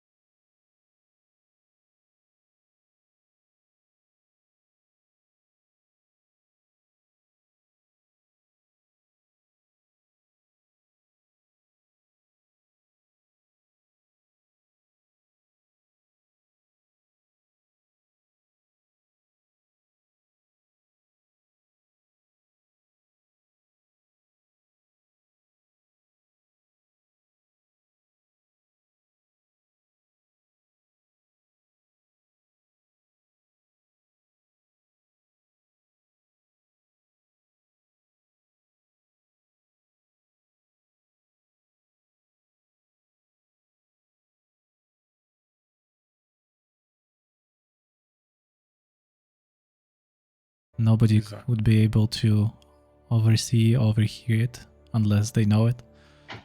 You quickly disappear before the end of the song that you've heard on the entrance. You rush to the embassy, and as you enter in, the door opened up to you. You find Jackson in the embassy, who is currently bringing in some boxes and talking with a cook you previously haven't seen before. And as you enter, you tell them that they might expect some guests. He has a message. Anything else you want to tell them, or you go back? I'm gonna tell that we most likely we are staying at the Temple of Enaekran. So if something happens, we could be contacted there through a person called Maylina Redraven. Yeah, Jackson just nods with the recognition. I'm gonna ask him if there's anything he wants to know from the Enaekran. Everything Any I need books to you know, want I to know. get? It's okay. That doesn't Do sound you like want a to true get your follower hand of back? Enaekran. What? Huh? I was interested. Maybe you want to know how to heal your hand or grow a new one or something like that. Some secret powers. No, I don't think. So you're not interested in anything, no? Oh, by the way, I'm interested in your story. Remember? And he points at Later, the spear standing by the door. You still owe me a story.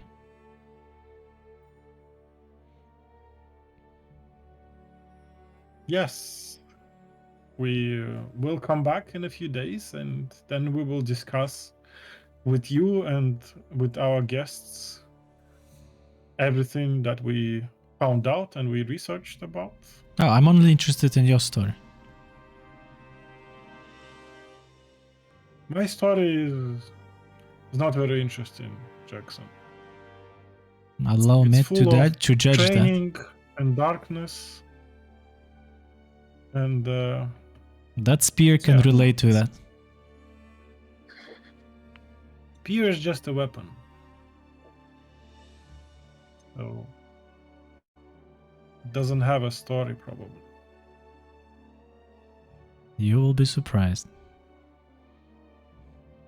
Okay, but then Just I've... don't have any high hopes, Jackson. I'm not an adventurous, or I'm not a bard, a storyteller. I'm just joined this party recently, and I'm personally looking for Bob. So if you have something to tell me about Bob, we can talk. You tell me more about Bob, how he was, what he did, and then I can tell you more about what you want to know. Why are you so interested in that mediocre wizard? But that's up to you. That's the point of it. I guess everybody has maybe their ask own your interests. gods. Yeah. We are all following, our path, and for now, I need to find Bob. And good luck in that. And he returns back to cook, canceling his morning order for the porridge, cabbage porridge. You return back to the temple straight away, right? Yeah, I'm not so interested in the spear. I mean, I think we already figured out that it's not very... It has the same damage. But What? No, but you don't know that the last time it was I don't know why, but 1d6. somehow it is a spear, but it might be magical spear. That was the whole point. Just imagine it's a magical spear that applies 8 fire damage by every hit. Oof. No, It doesn't look very far damage like, but okay. it doesn't look... It's just a We have- spear, most likely. I don't want to take the old man's spear. What am I, like, It's You just don't a want to nice take it because spear. you know that it's the same as your sword and it's bigger, so you better just keep your sword and that's it. I mean, worst case, you can take it and then sell it. If you really don't like it. I Selling already the listened gifts. to That's what Farwell Farwell once. does, yes? We ended up killing a guy with a flower tattoo, and also a bunch of mercenaries Yeah, so we and can few also people on sell the the road. spear. So, yeah, what's gonna happen? No, but I mean, So I think you're really I'm underestimating not the gonna spear. tell Jackson my story. That's not of Jackson's. Jackson is a snitch for sus, basically, Why? Jackson is so nice. because it's very suspicious. No one home. Jackson just kind of lets us in, you know, asks He's a good questions where we butler. are, what we did. Exactly. He should just, do his job. Well, he's Why is he pretty asking bored doing questions? his job. He doesn't have anybody like to serve anymore, so He a little was bit of gossiping would help. he Maybe was he has about family and to. kids. We don't know. No, they were all Apparently not. killed by the spear. Farwell? The spear. I mean, I was just saying, like, he just wants to hear your story and to give you a magical spear. And you're like, nah, I don't want this. He's a Socializing. This snitch. is just socializing. There's not like hidden So reasons for that. you learned that SAS is not about socializing. Sas I doesn't like have to my talk fish. about We his know story. that. We know that. If I can take it for free, I'll take it. But if I need to, I don't need a spear. Nothing's for free in this world. We thought that you already knew. No, So there not must for be free, but I can something take about it. the story that makes Sas not want to tell it. Of course. Why would I tell anyone anything? You're just a monk. What's there Exactly. interesting? There's nothing Nothing. interesting. Nothing. It's And he like just you're wants just a to princess hear. of I already told you Zephyr everything. Kingdom or whatever, the other one, the Zyklin Yeah, Kingdom. but Nothing interesting. exactly, nothing interesting. But I told you the story and about my brothers and sisters and yeah, What was that complicated. story Sas doesn't again? have any brothers, any sisters. Know that I have many sisters and brothers and That was the Mhm. story? That's yeah, the yeah. story. And well, you know more about me than about Saz That's because true, you but know I don't nothing know about much. Saz. I mean, basically, Fawad is the only one who really talks about his story, I guess. But we also don't know so much about you. We know that your family was killed. That's it. That's something. You're a part of the royal family. My father is a little bit cruel. Well, that's also more.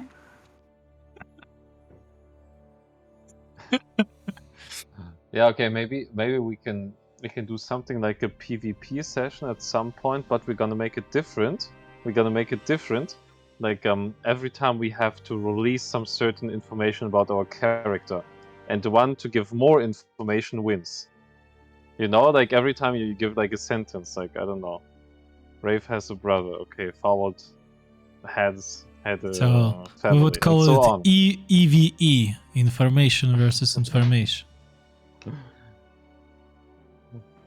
Yeah, so, something like that. Because I mean, it's like 78 sessions, and basically no one knows nothing about the other characters. It's That's not not important because we're not really interacting with them. But at least like you need to know this ground story, like where I come from, more or less how my family is, like which we don't know about Saz. Yeah, right. About us, we know the least. Yeah, that would So, be interesting to Sas, know. you coming How back much do to you the know about temple? Bob?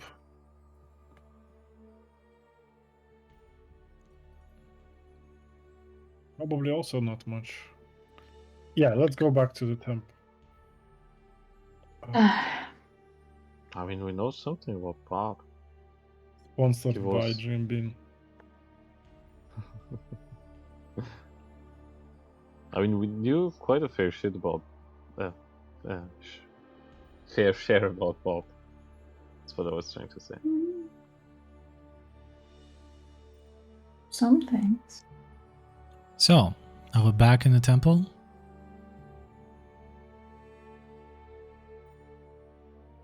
Okay. Yes. What's the next question? How to find the god of luck? Yes. Who wants to know that? So, as you could have noticed, the god of luck doesn't have a shrine or a temple dedicated to him in the capital. So there is a reason for that, that he is the one who decides to whom he is showing his shrine and a place for worship. Because it's about luck, right? If you're lucky today, you'll see the shrine you can pray to and maybe get more luck. So it doesn't happen often, only on the most adventurous people can see his shrines more than once per lifetime.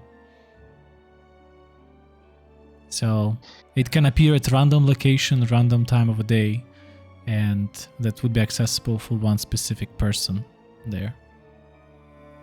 Okay, but let's say you are in that situation. How to pray to the god of luck, like, or what to offer him? How to behave in his temple? He values gold and gems. As anyone adventurous, that probably would be the best offering you could make. Okay.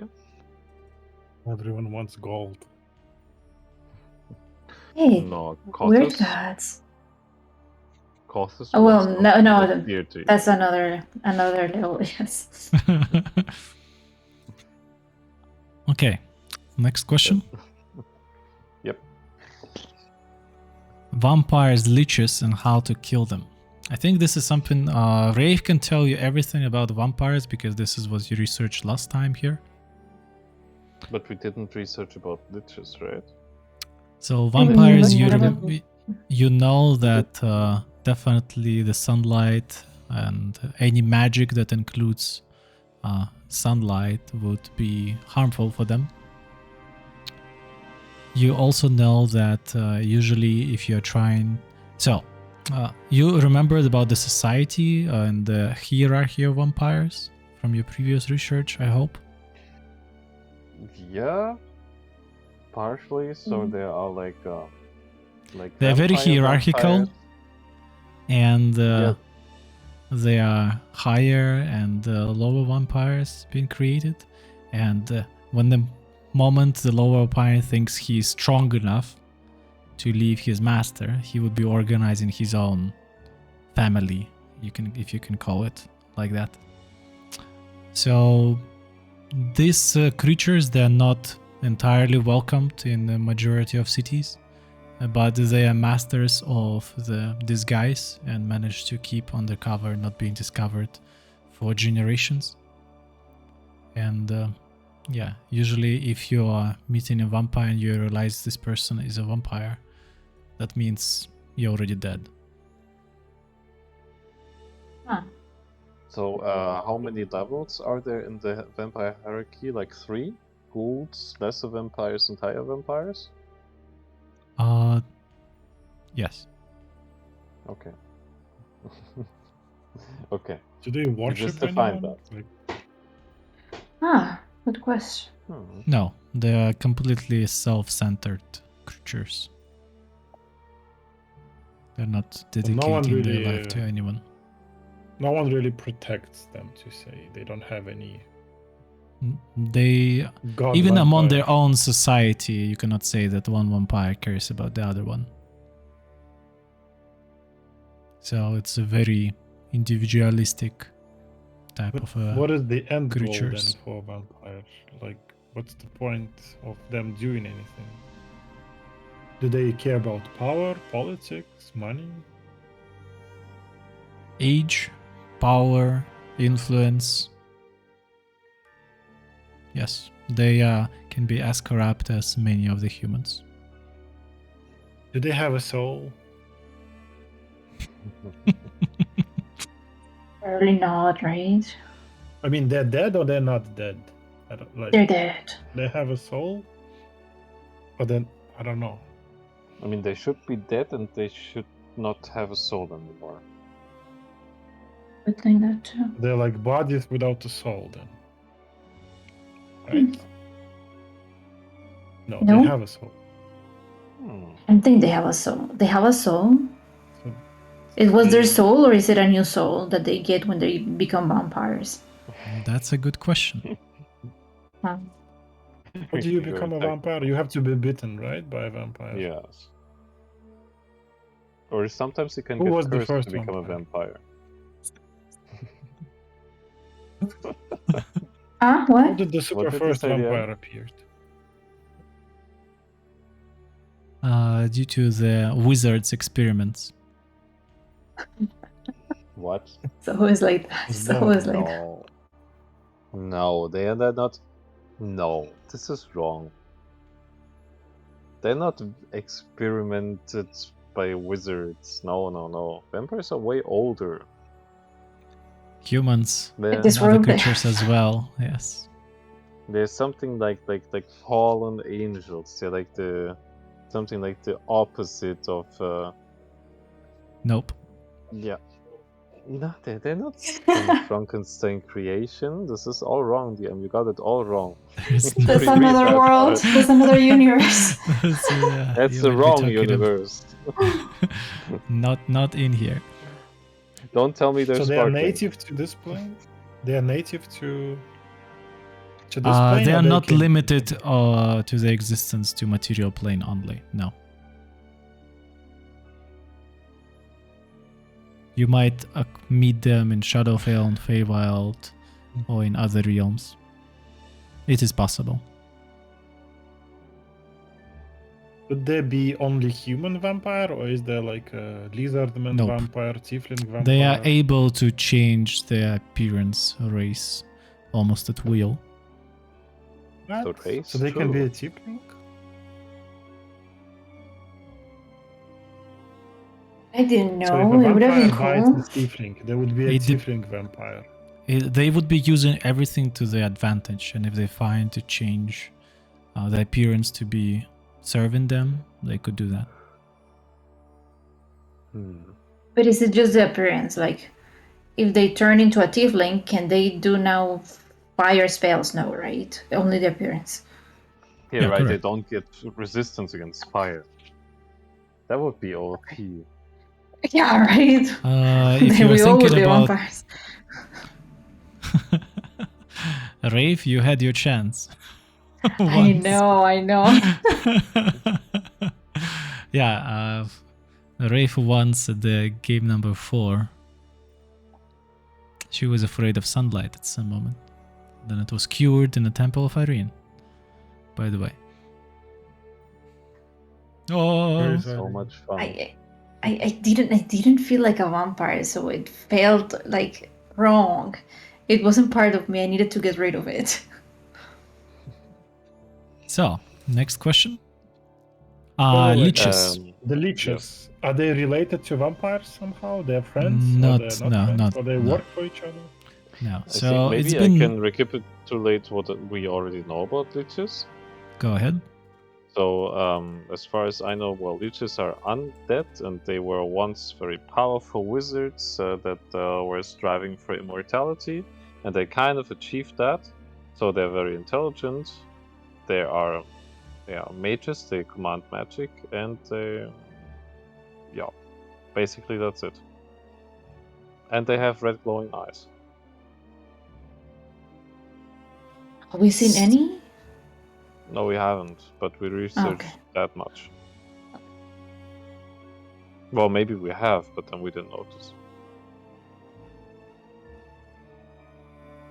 So, no wizard takes up the path to leechdom on a whim, and the process of becoming a leech is a well-guarded secret.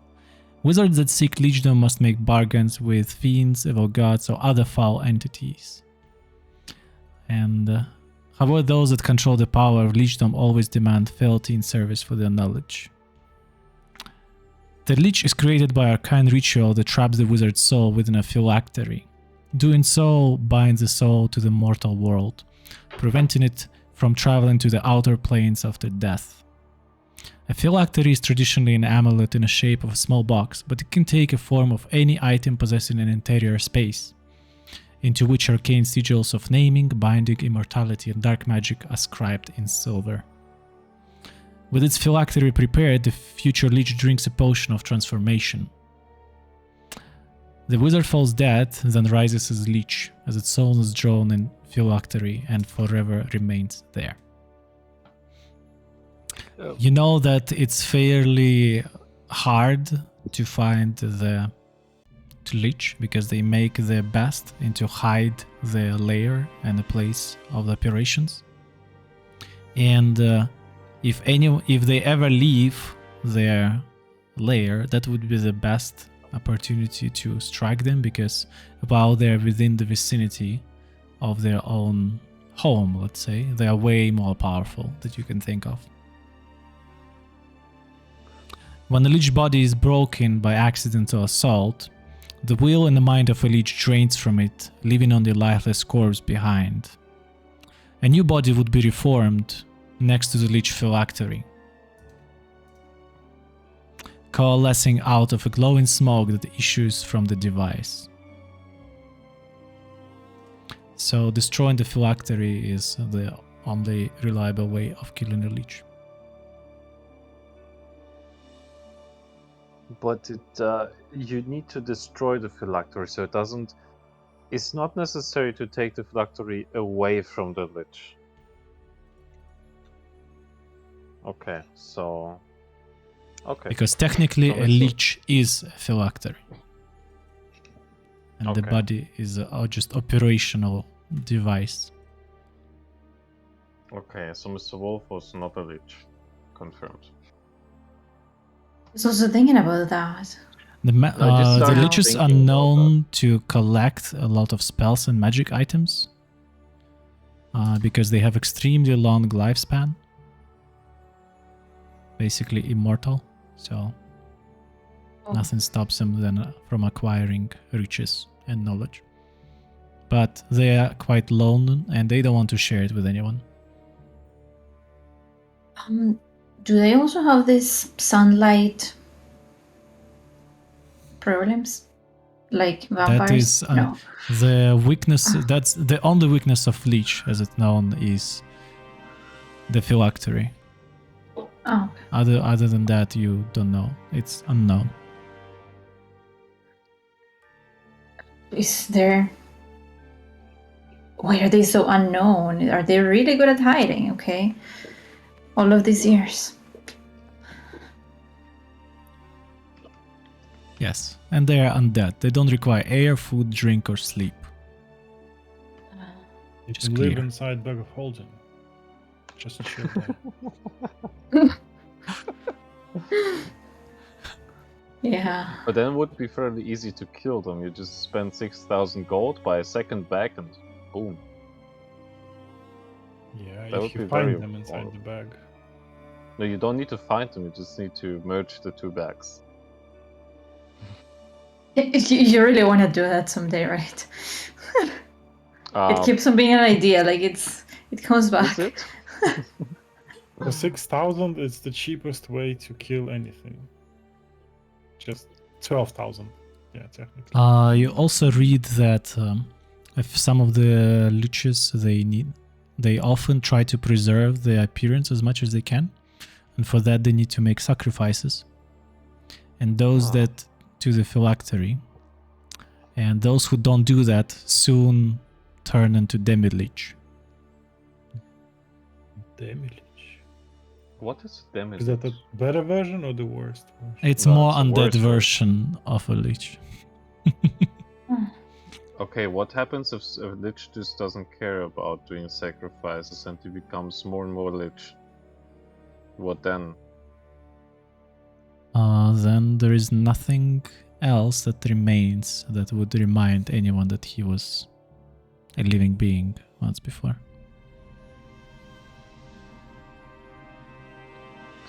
Okay, so they demand what kind of sacrifices? Souls by any chance? Soul sacrifices. Yes. Okay. Oh, where's Wait. Could electrolyzer be the lich? Yes. Yeah. But it Of would be a course. very powerful lich if gods kind of team up against him. I don't know, it's like a super lich. Terror lich, I don't know. I mean, he had a book. So the DM said that the wizard becomes a lich, and this guy had a book, Yeah. Yeah. clearly. Hmm. Oh my god. And he looked like the guy who reads the book a lot. Hmm. Everything So that- matches, yeah. Yeah, and maybe that's why he needs more souls, so he becomes less dead and more So, lich. next question. Next question in your list. Don't So- Oh my pressure god, us, yeah. DM. We So it One- means that it is. Okay. One day has passed already for one full day. Research second day goes. Okay. I mean, maybe at some point we should sleep, otherwise someone's gonna say you have one level of exhaustion.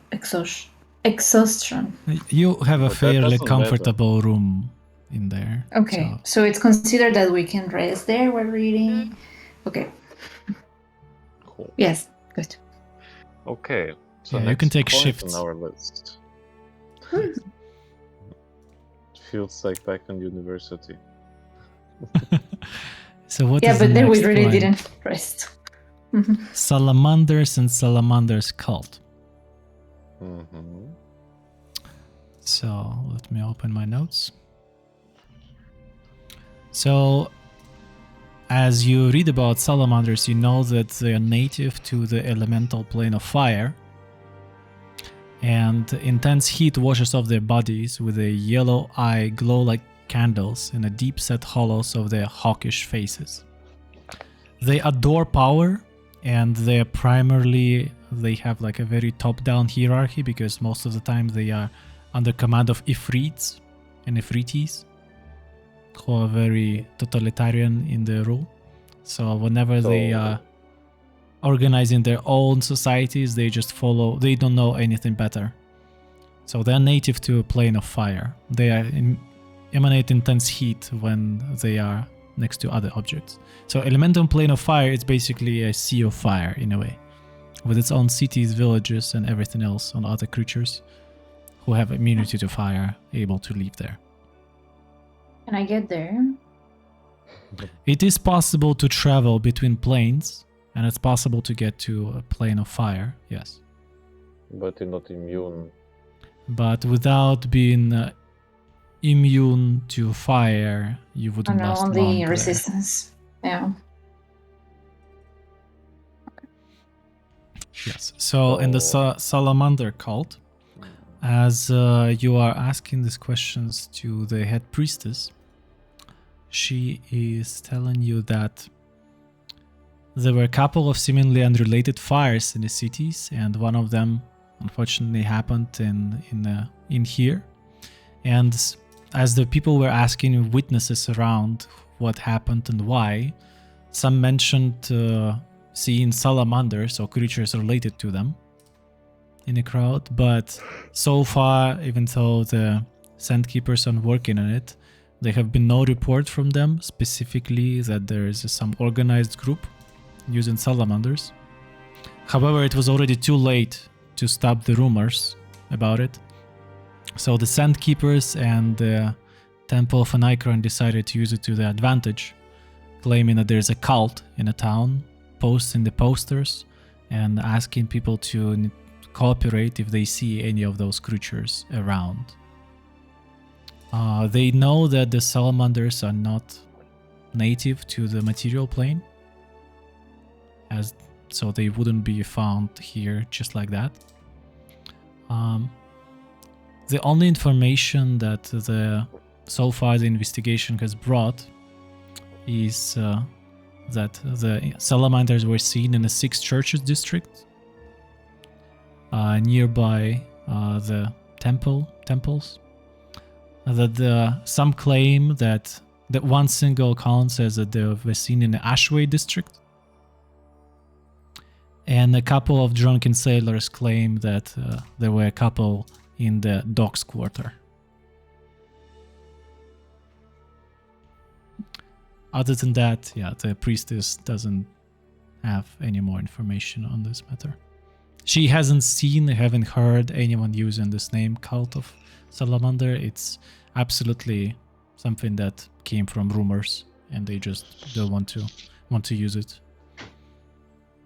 So so there's a fire plane, and there are Ifrits, and they are powerful, and they command the salamanders in a very hierarchical way. And many other And who- creatures which are obtained there.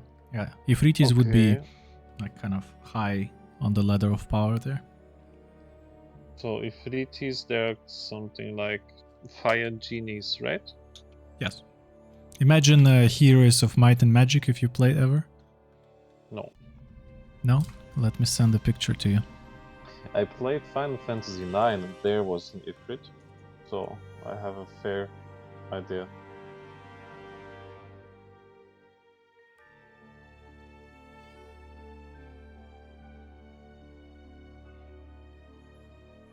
Okay, but why would Ifrits tell their salamanders, hey yo, go to that city and burn it? I don't get it. We need to find those salamanders. Yeah, but I mean, they're like from another plane. I can hardly imagine someone being all about fire, just walking through the street and I don't know. Well, they came to set things on fire, so Yeah, I mean, we should look for them and then ask. Yeah, just their presence on the material plane can cause fires to objects around them. So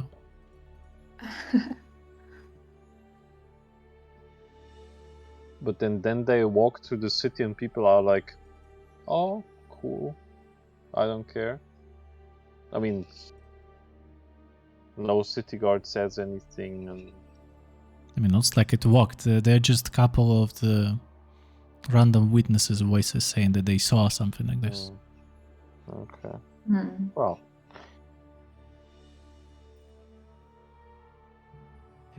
side like additional question to go from one plane to another. What have you got to do? Can you just change from plane to plane in the same place? As you asked this, it's definitely possible to travel between planes. You need to be proficient enough, know the spell, or ask someone who knows the spell, or use the scrolls. There is such a spell called Plane Shift. So technically, We can it is buy it. possible to travel between Mhm. planes, and it's possible to bring somebody from one plane to another.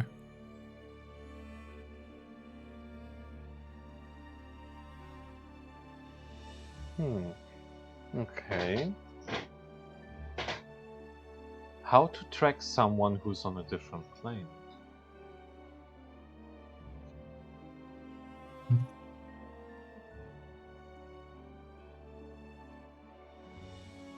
Really should be very advanced magic. She says it is possible to. There are several artifacts which exist for this purpose. Let's say Orb of Scrying, or a couple of the wizard spells that could work. Locate person, but they not always can work, because there is a limit of distance, there is a limit of planes, there is also can be a protective magic that can hide you from attempts of crying. So this pantheon of gods that we talked to, Parlor and DNF, they work across the planes, or they are local to our plane? Are they like local gods, or they're like they can work on any planes? the current account are primarily about them being on this plane, but nothing probably stops them from acting anywhere else. But they're not the only one gods, but this is the one's primary actors here in the Tithir. Okay.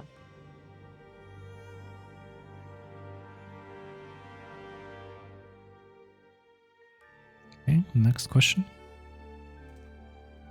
Who's the main boss on the fire plane?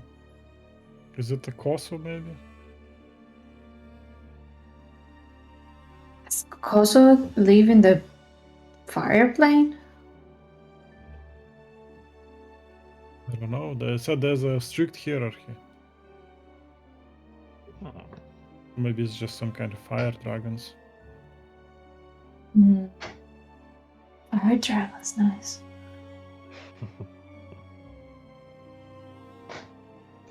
So wait a second. So it is known that the central concentration of power in the fire plane is located in the city of Brass, the home of the Efreet. But if Kothos resides on the plane of fire themselves or not, it is unknown.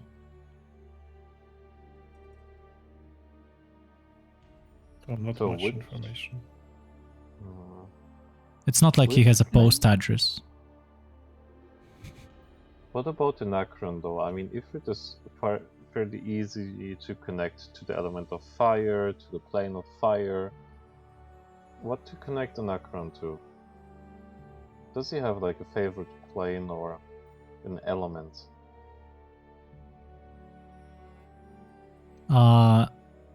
Probably Shadowfell would be something associated with him. So imagine there is a material world, there is a Shadowfell, the world where the life slowly sucks out, everything gray, everything is dying, there is no plants, there's hardly any water, everything is basically suffocating from lack of life over there.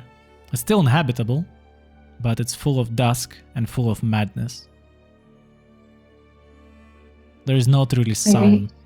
So like it's kind of a copy of the material plane, but everything that's there, it's like prism, like this gray black and white prism. So it's like Sin City. Yes. Wow, great. Foul and Forward couldn't be more different. God of Luck versus God of Darkness. Okay. Next question. Okay, what is the next question? Tattoo. Yeah, Forward tattoos. What is their literal meaning? The mechanism, like how they behave, e.g. what happens when they grow? Why do they grow? And what Will it exactly the state Isfaud gets into when he's dying? I mean, he's obviously something like half dead, but what is it exactly? You have spent quite significant time on this topic, and as the priestess is trying to assist you in there, you don't find anything specifically mentioning tattoos. But when it comes to making a pact with the deities, those pacts, they can come in a different forms, shapes, whether it's a written contract, whether it's a drawing on the wall, whether it's a human sacrifice, whether it's a crucifixion. There's a certain act that a person needs to make to kind of put a signature on a deal. So it's possible that the tattoos that Farvald has was that signature.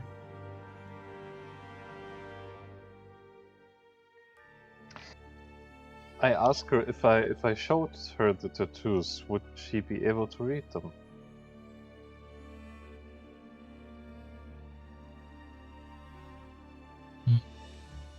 As you open up to her and she looks at you from different sides around your torso, she looks around and definitely notices that the new addition on the bottom left of your back has been written on the top of the previous layer of tattoos.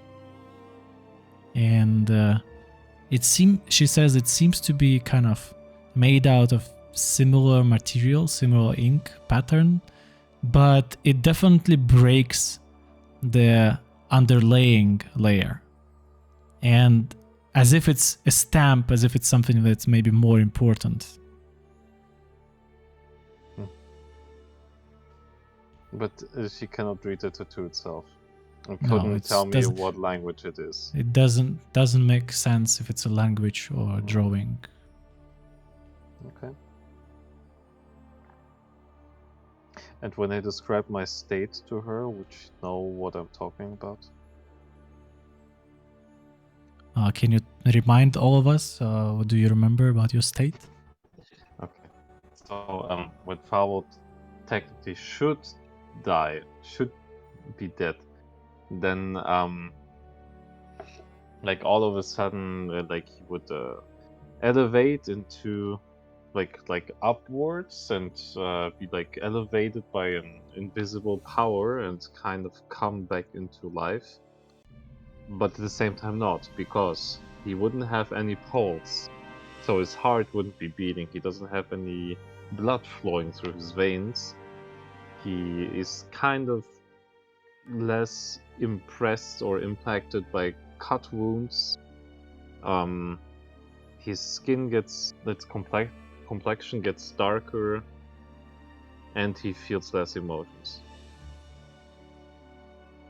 As you are describing this whole list, something familiar strikes you from a few of the books that you just read recently. Lich? You come back to the description of the lichhood as similar effects are being described when the person turns into the undead state.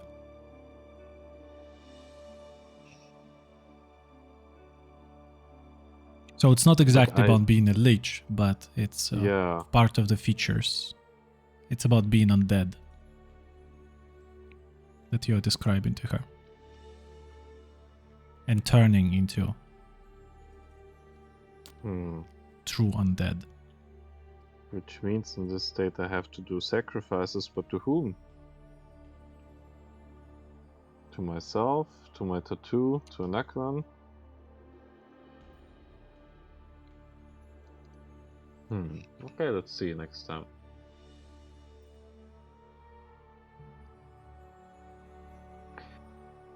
Okay, yeah. Can close that topic.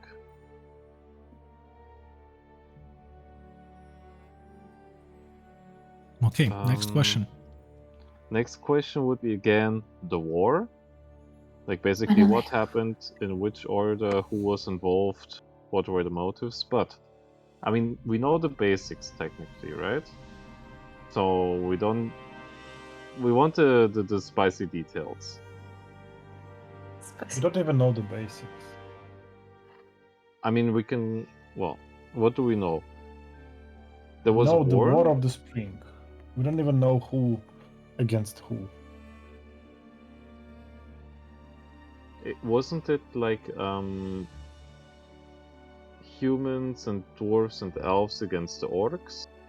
And it was that very same war where they managed to, I don't know, group up as allies, like dwarves, elves, and humans against the orcs? Yeah, we heard that already. Stas doesn't know what you're saying. We have company. Electrolyzer himself will tell us now how it was. No, come on, that's Enaekran music. Yeah, with this, with your previous questions, the second day of your research is passed. So. So fast. Okay. Yeah, I told you how it all looks based on those gifts. A lot of books, a lot of research, lots of reading. Sas likes to read, right? So it takes longer time.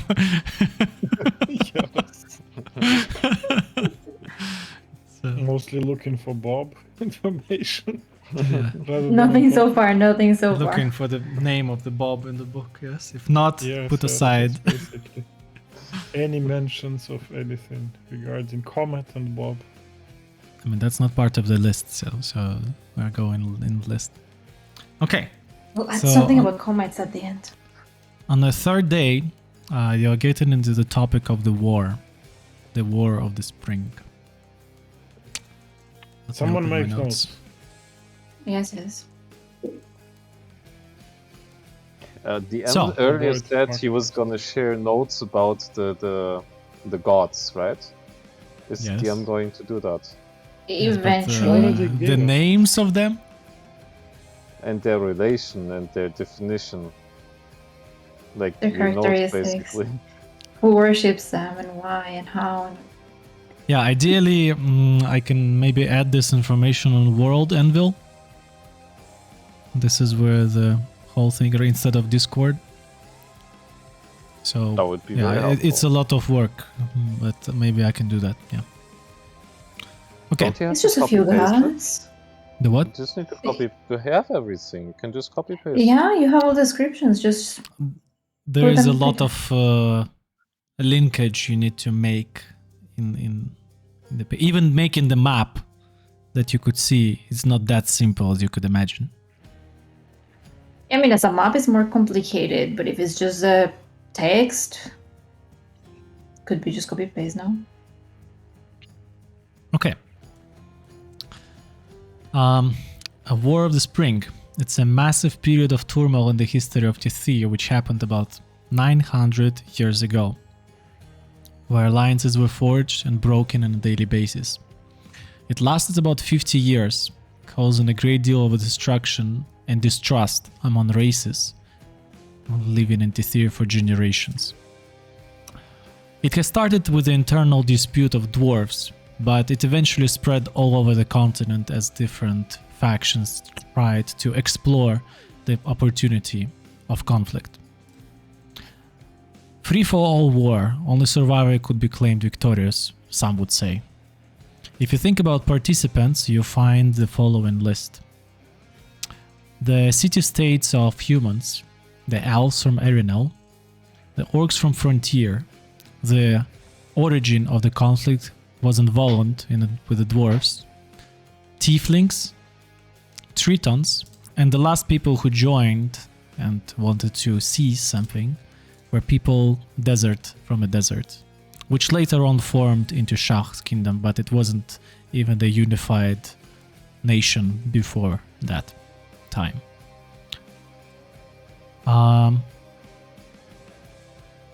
So, the war has ended. The war has several important events that happened. There are 4 of them specifically. There is a massacre of free city of Tandori that previously was part of the human city-states, but it has been cut down to 0 by tieflings, and later on it has become a place where only the strongest lives and survives, currently transforming into the pirate enclave. Nice, nice. The other The pirate part's not mine. important event that is the slaughter in abandoned peaks. The United Army of Nomads and has lured 3 mountain dwarves into the desert, and where they were massacred wildly for weeks by the Sand Dragon. It has been so cruel, it's still used as the scary story for kids in a dwarf's kingdom.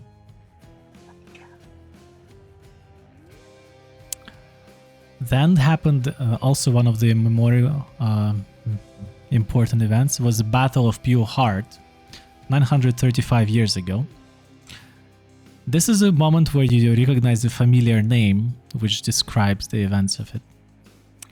It describes the battle of a heroic duel between Bradus and an orc chief called Dorka, where a single hit to the heart has decided the outcome of the whole battle. The orcish army was allowed to retreat and lose their positions, as it was previously agreed before the duel. That's why the battle was called Battle of Pure Heart. This was a pinnacle of the career of Brados as a commander and individual in a human army, which was originally led by the Danodan. The person whose statue is towering above all the lands in the middle of the Tithir.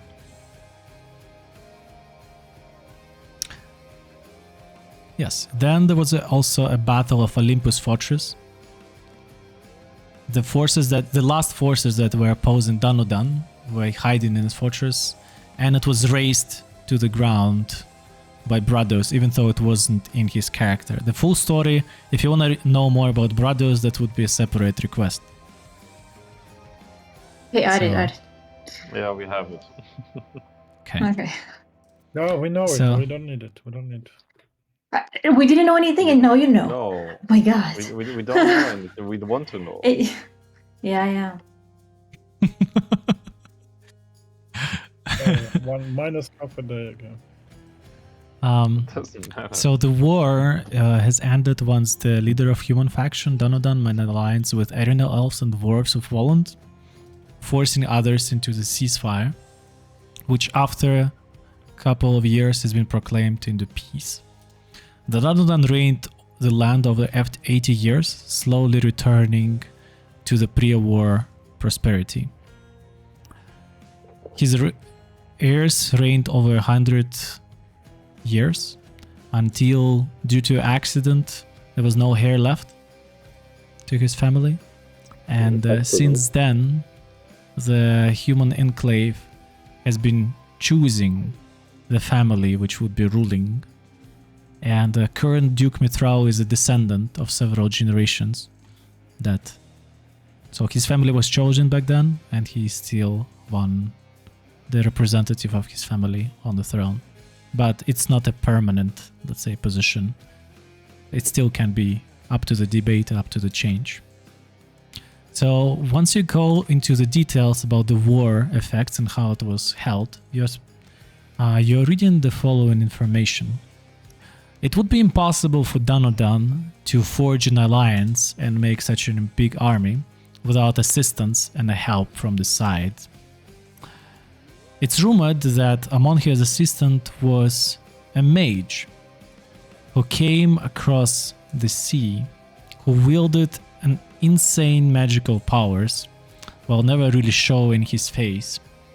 Dark hooded figure which always was leaving the feeling of terror among those who was nearby of Danodan.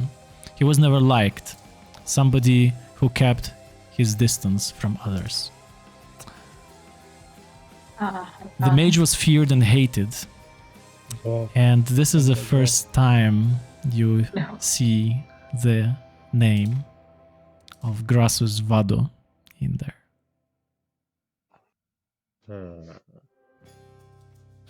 His name was Grassus Vado. It's rumored that he was so feared and hated that his people who worked for him, he would be able to control and see through their souls. So nobody would be able ever to lie to him. He would see the dark spots on their souls, and he would easily identify those who would think bad about him, the potential assassins or traitors. Shortly after the slaughter of the abandoned peaks, not long before the Battle of the Olympus Fortress, the mage disappeared. It's rumored that he might have ventured back where he came across the sea, but you find a few more theories in the books that a person of such importance would never leave the place, not on his own terms, or voluntarily.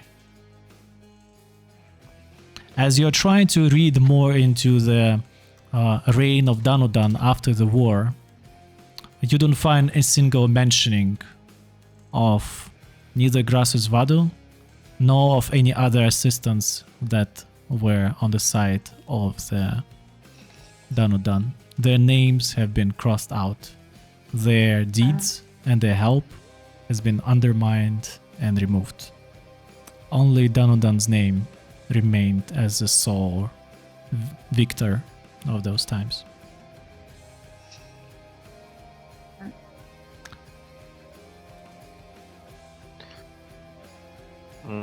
I mean, we already came about the name of Brados. Do we find anything of a, how to say, of a, the shame of Brados? So, or the failure of Brados, or the betrayal of Brados? Something to like. Yes, so the whole war topic takes you a day, and now you're going to... So 3 that's... days. 3 days. Okay, Okay. before we go into the next day, I think I would actually like to cast a spell. We haven't slept, right? Oh no, we didn't need to. Okay. You did, Yeah, kind just- of. You did short...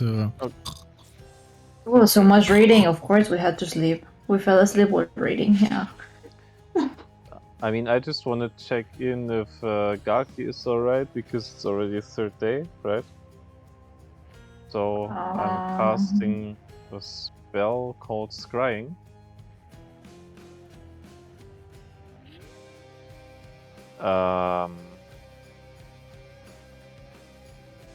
And I need to check how it works.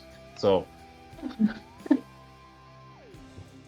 the thing is, I will have to, I think, roll Wisdom.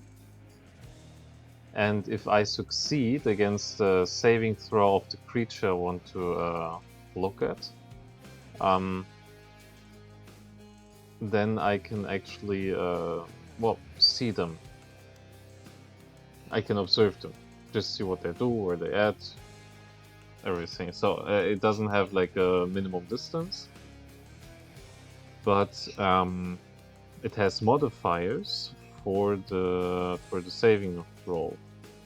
So that means if I know the person, if I'm like familiar with the person. You are very familiar with the person. Yeah, I know how it works. Then I have. Do you have any -5. object with you that belongs to her?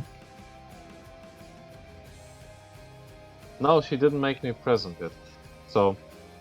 Nothing, not even a hair. Okay, I check my clothes if there's a hair of Gaki. No. How often do you carry the hair of your girlfriend around with you?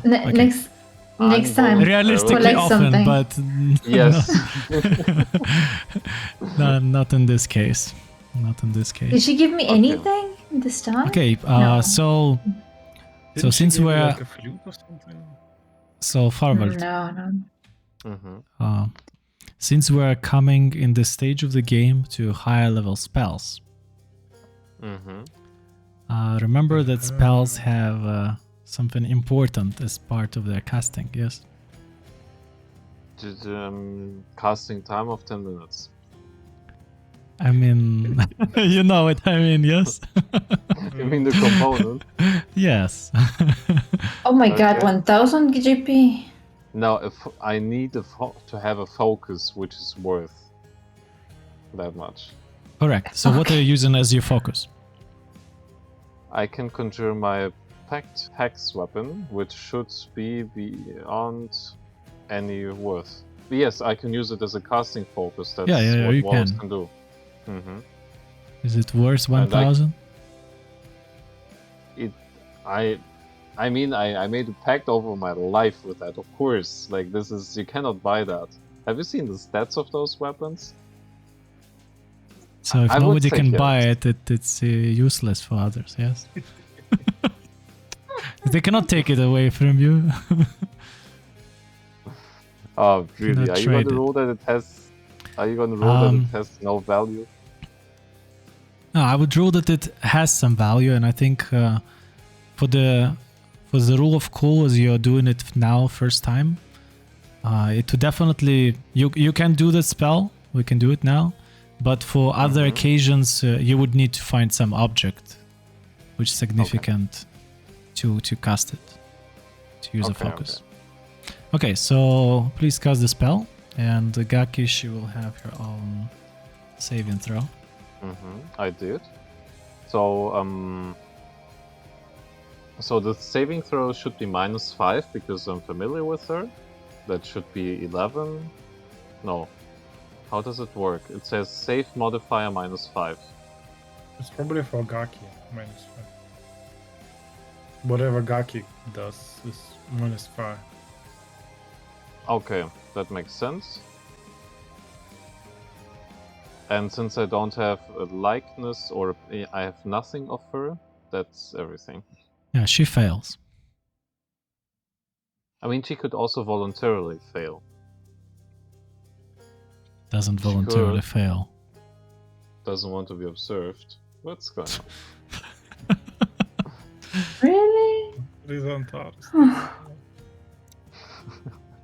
She doesn't have the feeling that it could be Firewall that is... Okay, maybe it could be an assassin, so who knows? Anyway, she fails. So, what do I see? Is she alright? Give me a second.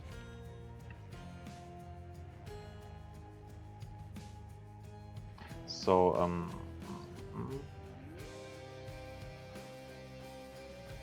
I can write what it actually does. So on a failed save, the spell creates an invisible sensor within 10 feet of the target. I can see and hear through the sensor as if I was there, and the sensor moves with the target, remaining within 10 feet of it for the duration. Oh, there's the duration. Up to 10 minutes. Okay. A creature that can see invisible objects sees the sensor, but others don't. I can also choose a location if I prefer to. Yes.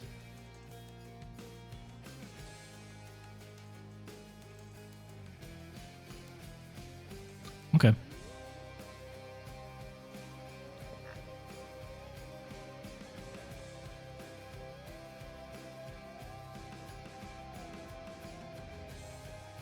So.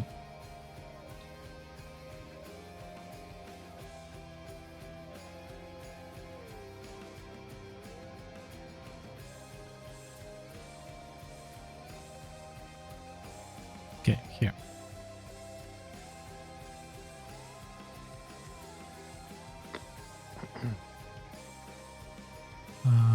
Let's change it to...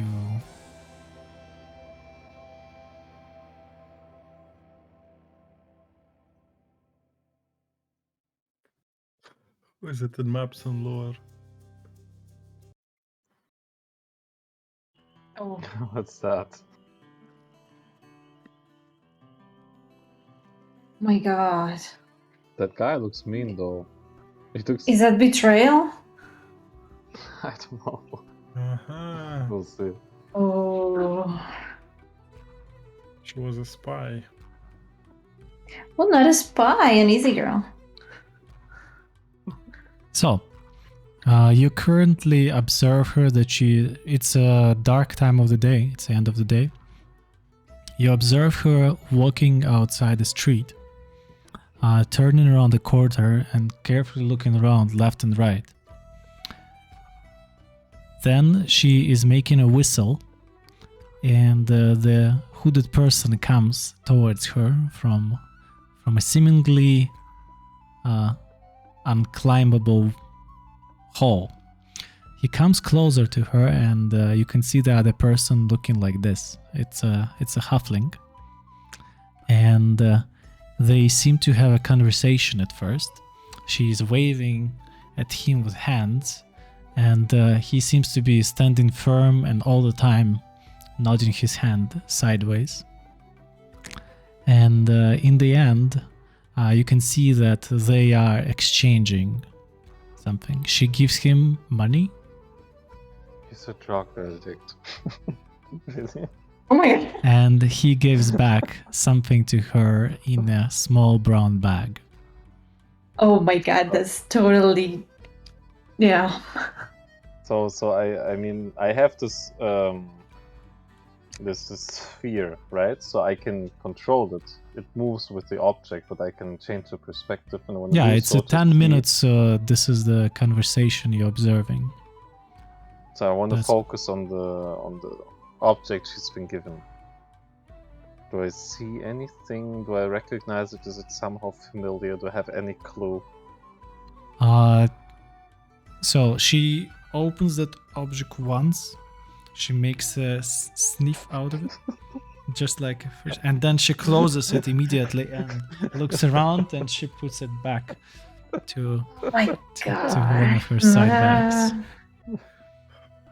And after that, she immediately rushes out to the main street.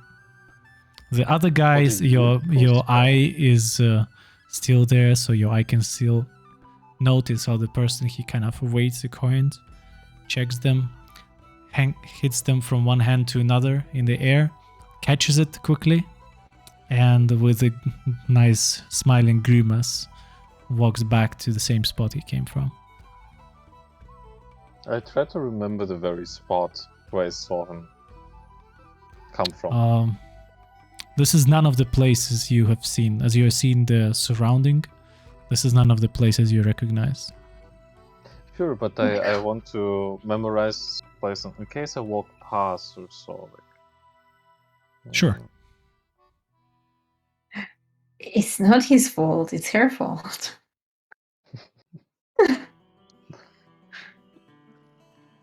We'll see. Mm-hmm. I mean, Yes. he's got money. Do we give her money? Yes. Okay, let's not do that in the future, okay? I mean, it could be anything, you know? Wasn't it kind of clear? I mean, probably it's drugs. But let's see. Yeah. No, I don't know how you're gonna do the explaining on why you were looking at her. You know, I spying mean, on her. you guys didn't see anything at all. So, It's just just for the Farvelt who record, got yes. Yeah, no, we won't say a thing. for But 10 if minutes, you want to yes. have the Mm. if you want to have I- the serious talk, why that's wrong. I mean, Then you're that's gonna have not to how you play it, right? It's not like, hey, you, I just watched you with an invisible orb through a spell I cast because I just had a feeling you were doing something and then you bought something. What was that about? No. You can make it sound romantic, you know, like I was really missing you, and yeah, maybe that works. No, I I mean, still like, Enaekran sent you a vision, mate. That's it. Ah, no, but that that's always the thing. I'm works. not going to say anything directly. Okay, so you have a plan. Okay. Maybe it's dust of disappearance. It could be anything, right? It could be the missing present I was nagging about earlier. We'll see. Let's see. Okay, let's not judge. Okay, good. Farwell is okay with keeping on reading. Okay. So, which topic we were at? Brados? So- Romer Revenmar. Before we ask about him, I wanted to ask, like, is this important information? I didn't know where to put it in the priority list. Like, I cannot remember this guy at all, but do we need to know about him? His Highness. Oh. Yes. Yes. Oh,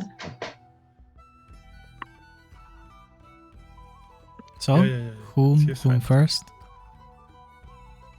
I mean, Robin Ravenmar, right? We just talked about Brados. No. No? Right. no. Robin Then it's- Revenmar is the Highness. Is His Highness. Okay.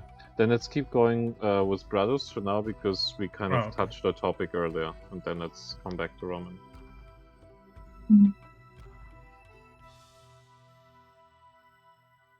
Okay. So the Bradus is known as a general who made his name during the War of the Spring. According to the early accounts, he was true and respectful to his men, always tried to minimize the losses. So it's claimed that without his efforts, the Danodan and his approach would never work. This Bradus was always known that he would never ransack the siege town that has surrendered or yielded. However, all his career has a large stain on it, and he is not glorified, and you would never find any statues in his regard or any street name around. Where is it? Yes.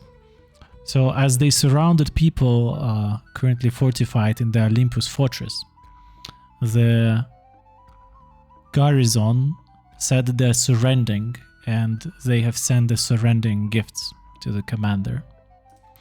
As the Bradus was respecting and liked his enemies, he thought they are behaving the same way as he is. He spread away the gifts among his high command.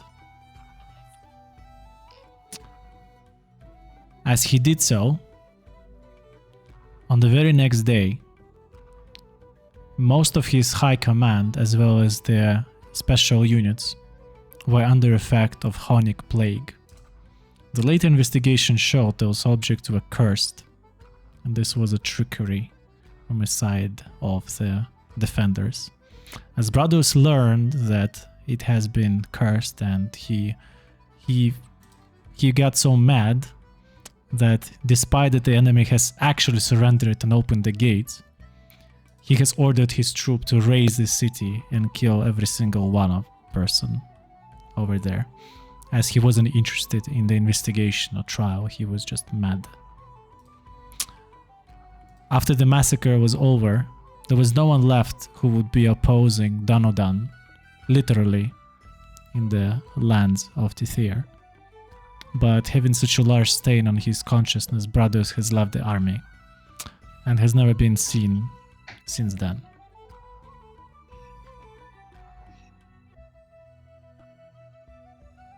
But that was at the Olympus fortress, right?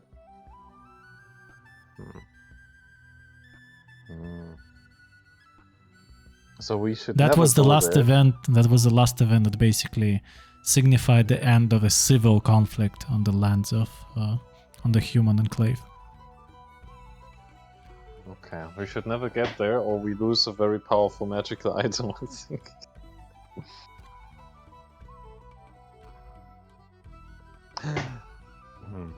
Maybe. Okay, is this something we want to actually ask about, how magical items work? Like, if Like there's what a magic? soul trip? You know, like the shield. Because I'm just wondering, if we release the soul, I don't know, we have brothers find in the piece, will he leave the shield and it will be an ordinary shield, or? Well, that would be good to know. Shield, you know. You have to try. He was looking fine.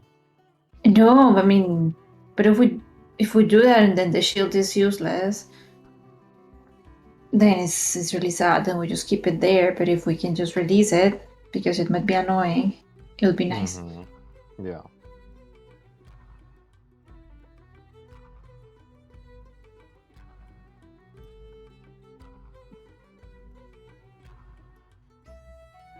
I mean, that was an indirect question of how it actually works. If we could research for okay, or we Magic just add it works to in the mysterious ways. So. Right. I mean, this Temple of Enaekran with the secret library, they don't know lots of stuff. Update your internet, please. Okay. Well, then let's follow the list, I suppose. Okay, as you follow the list, let's go on a short break. 5 minutes. Okay. Then we'll be back.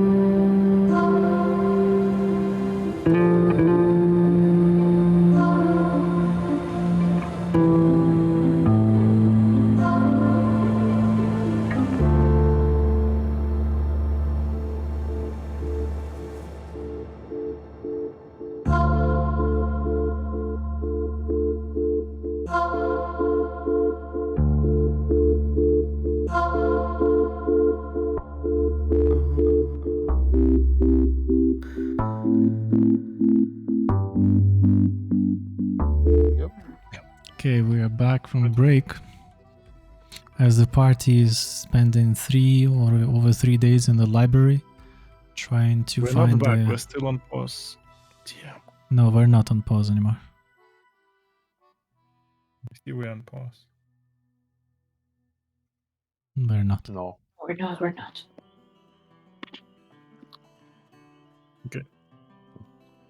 So, last thing that the party has learned was the War of the Spring, as well as the tragic story of Bradus, one of the commanders in Danodan's army.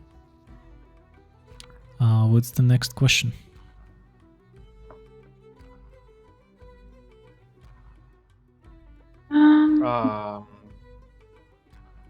I don't know. I mean, I just put it there, but maybe let's reconsider if it's important. So, this one sentence that Mr. Equalizer kind of said stuck in my mind: the debt has to be paid. I thought, well, what debt is that? What's going on? And maybe that's a key phrase to research, but it's like so generic. Maybe it takes lots of time and we don't find anything. But what do you think? Do you want to go for it or just leave it out? If they have some glossary to look for sentences. I know, they're smart people. It's basically the best library in the world. I mean, we can It's ask. like a scam, really. Doesn't Have look you like a heard? library. Have you heard this sentence anywhere related to any sacred topics, important topics, secret topics? If not, then next topic. Maybe we should just skip it, because it's like either we give like the whole context, like yeah, we're talking about the equalizer, or it's too generic, too general. Yeah, let's just skip it. Okay. Yeah, maybe disappearing cities and citizens. So we feel like we need to know anything else about that. I mean, we have a fair understanding about how it works, about where it happened, but maybe not if it already happened in the past. That was my idea. Maybe it all happened already, you know? Maybe it's not a new Okay. phenomenon. Yeah, there should be records. Okay. So yeah, the request is disappearing cities and citizens. It sounds less precise than it feels. Come on, it is very precise. It's kind of a historical event. It happened or didn't happen? Let's say sudden disappearance of cities, or rather their citizens, without involvement of natural catastrophes. As you are looking through the census and possible population surveys and different city structures and names of places and all other similar information, you find that the latest similar cases that has ever been documented, they actually refer to the time of the War of the Spring, where quite a significant amount of population has been, let's say, a victim of a war. But during the war times, no one has really put, especially during the conflict of this scale, nobody really put a lot of investigation into what happened in a certain place and who got there first. So you find several occurrences of similar events. Nothing that grand that would be like an airfield scale, but something like Ironwood scale.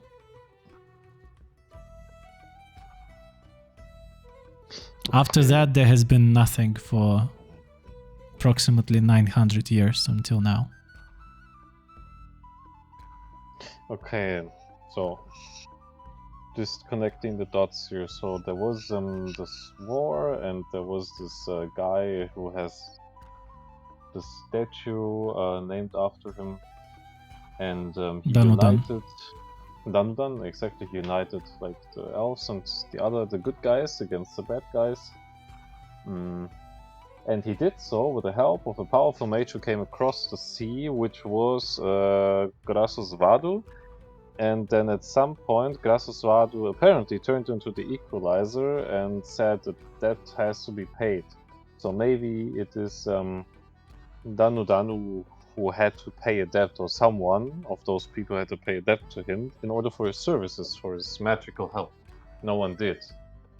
Instead, they imprisoned him somehow. And maybe that is where he draws his power from. Also back then, he was collecting souls. Therefore, they imprisoned him. Then he broke out with the help of a few anonymous people. And now he's collecting souls again, and he's getting powerful again. As you're diving into this topic, you learn that this mage was planning to organize his own school of magic, possibly. But this idea of soul magic was never really spread, and nobody really was openly following him after his disappearance. He was officially like the pioneer of soul magic. He was pioneer of a new direction, yes, but... okay. Yeah, okay, now everything falls into place, kind of. Yes, as you're driving more into this topic, you also learn that there were a couple of people who were always on his side, his true supporters. But after his disappearance, they were also they also kind of disappeared from the political arena. We know who they are. Mhm.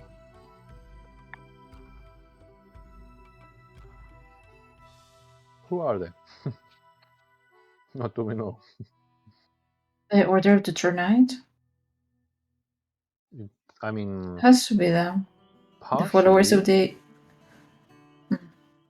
but not all of them, right? Because I mean, Order of the True Knight, they're also like assassins and like a bigger structure. So Oh, Surian, welcome back to the stream. Mhm. Who is that paladin? We just had almost 3 hours of party getting into the library and asking about lore about the world, and it's game number 78, so it's just about time to learn about the world, how they live and run at. So that paladin is a Bradus. It's a commander of an army that was there about 900 years ago. Was a brilliant commander until one day he lost it and razed the whole city with everybody in it. So currently the party is Farvald, you have just asked a good thing before I was interrupted. So as you're trying to figure out who were those open supporters of the mage, who were on his side and who kind of went into disappearance, you find that there were a couple of people whose last name is what? So they're relatives. Ravenmard. Wait, sounds familiar. Ravenmart. See it? I don't We have a lot of remember. Raven. Like we have a. I know, Raven, like me, like the Ravens, like oh my Yeah, god. Raven, Krahiki, Ravenmart. I mean, the Ravens are always bad in Nikolai's world. Ah. Yeah, and the Okay, I'm gonna change my name. I'm gonna change my name. Yeah. I mean, we have proof of data, quantitative proof. Oh, the Naila Ravens. Red Raven is literally the woman that is now serving us the book. Yes, Red Raven is her last name. We should kill her right now. Oh my god. I mean, how could we be so blind? She's called Raven. And we should kill Rave right after that. Right. There was more. I'm sure there was more Raven. So yeah, as I wrote you in Maps and Law channel, this is the last name of a family that was known to be publicly supporting, but then disappeared from the political scene. Erak Remcrow. So the crow person was the leatherworks man. So crow and the raven. Wait. Come on, it's gotta be related. DM in Maps and Lore channel. Is it actually spelled this way, or is it spelled the way I just posted? It's spelled the way how I wrote it. Okay, but it is the same picture, right?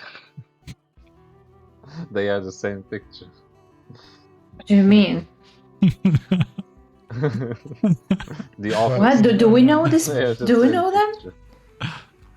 Who, speak now. What did you find out?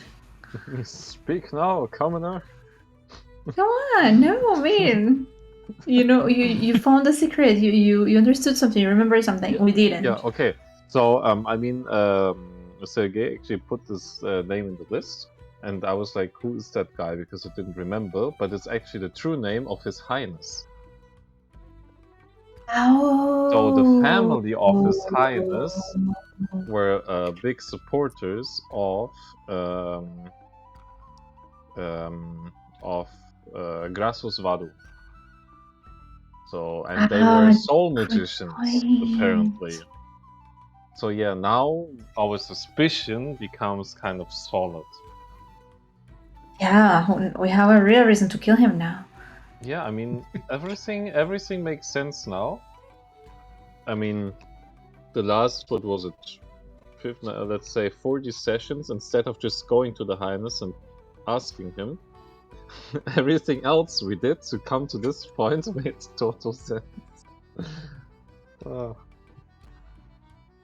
There was a faster way. Things make No, but sense. I like. No, but I like the side quests a lot. Okay. So is the electrolyzer a good guy then? No. No, I mean, we don't know yet, to be honest. We have no information on that. I mean, he does soul magic, so let's say he's grey at least.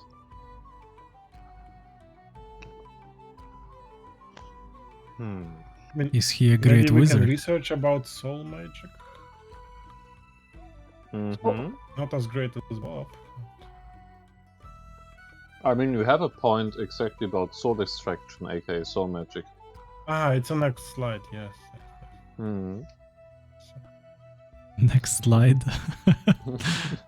Okay, so what's the next slide is?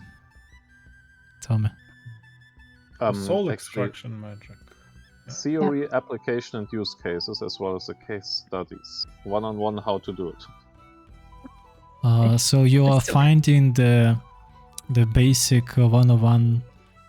She brings you mostly the material which is practiced in Lidus Mage School and the program, and none of this is being part of the basic program of wizards and wizard studies. So if anything of this is being practiced, it's outside of any academic circle, and yeah, that's not something that's been publicly practiced and welcomed in the TCR as well. So there are no records of this. What's wrong with it? Is there a book on forbidden practices? It's not written, it's not mentioned as forbidden, just no one really developed that direction to be true. She brought us materials, right? Yeah, she brought you materials of existing training courses, not for soul magic, but any other types of magic that had been studied and learned and developed. So yeah, this but is I asked for soul magic. Nothing. As you per research, you don't find the mentioning of it. No way. I mean, we have at least one lead. There was like a tiefling guy who was like apparently very advanced in soul magic. Then we have the other guy, His Highness.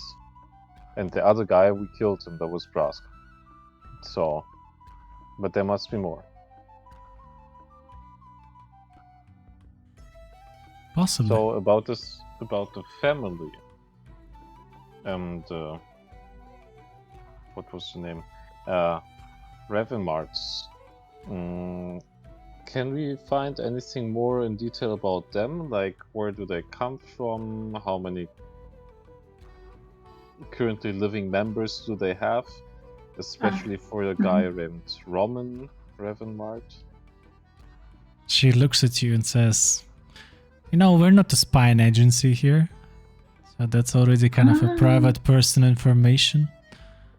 That maybe you should ask himself, but if you are trying to use this as an archive, you know that you would know that this family some time ago has returned from Voland Kingdom.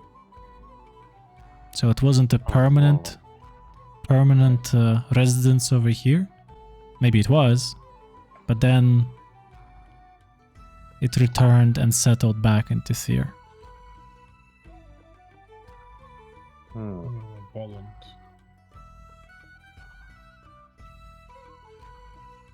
Yeah, if you look at the map, it's to the north and across the canal, across the channel. It's where the dwarves are. Like I'm exact. I mean, so many things point to Volans, but somehow I just don't feel like going there. So many things should point go to there. tieflings, and you Nothing points to tieflings. That was just a little short mention. That means nothing. No, actually, many things point to going to the Tiefling Kingdom. What? It was only one mention, just one out of 4 important events involve tieflings. Just 25%. So it's like nothing.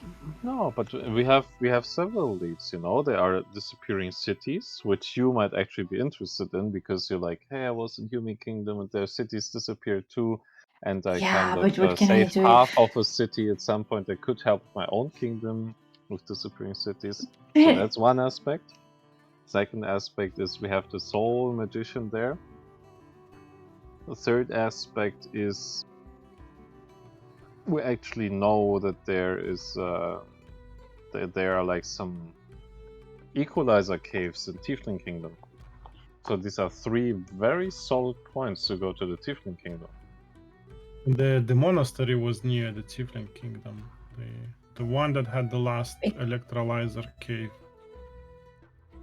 I wasn't so near. No, the tieflings kingdom is really far.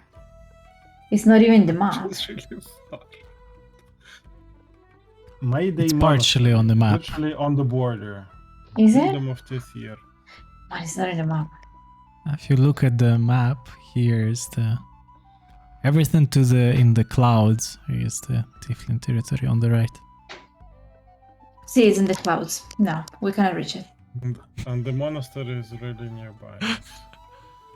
Any reason why we should not go to the Tiefling Kingdom, right? Completely unrelated from our quest. Like, I'm here not to be Just gave you there. 3 solid reasons. So I would, and but I Sergei would gave not go another back one. there. Because? I need to be doing travels at least for 10 years. That's what I told my father. Like, hey, just let me do my own adventures. I'll come back maybe in 10 years. And But meanwhile, what we did we just communicate via, like our birds, and that's good enough. They're doing okay. But I mean, we have solid reasons to go there. I can ask him stuff if you want. If he can answer we me, need but to we don't need see to and go there. investigate stuff. There's nothing there. And this tiefling, it was in the war, and the war happened 100 years ago. I mean, I gave you 3 solid reasons. You're talking around them. I think there's a lot more in this Volanda or whatever it's called. Like, I feel like we should definitely go to the Tiefling land. and you can live in Volanda. I don't want to go back to my tiefling kingdom. Is there a next question? Yes. Why doesn't Rave want to go to her own kingdom? Adventures, freedom. Nothing of this in the archive. You spent 6 hours arguing. Wait. Is there anything about tiefling princesses going away from the tiefling kingdom and like being parasites on the other kingdom? Is it a known feature of tieflings? That's how they invade other kingdoms or something? I am unique. They send their princesses first and then the I'm army kind comes of second. No, I wasn't sent. I decided to live adventures. I don't even live like a very comfortable life, like we work for our money. You know what this reminds me of, the way you put it, Sergei? Like in StarCraft 1, the Zergs, they can infest other bases. Marines. Yes. StarCraft 2, they First the can princess infest. comes. What? She does wait. the recon. I'm trying to remember how the skill is called. infestation, I think it's. Yep. So,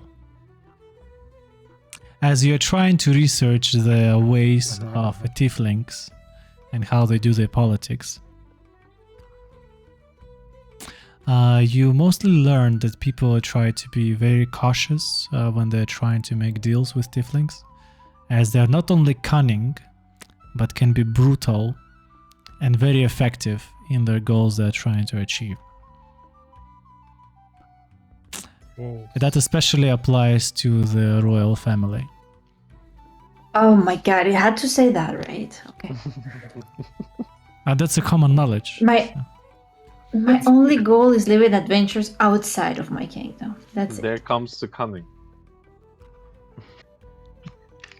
No. I'm just being honest. No, nothing else to think. But like you don't find a there's- single fairy tale of the tiefling princess traveling the lands and somebody writes a book of her adventures afterwards. There is nothing in the archive. No one survived. There were no witnesses left.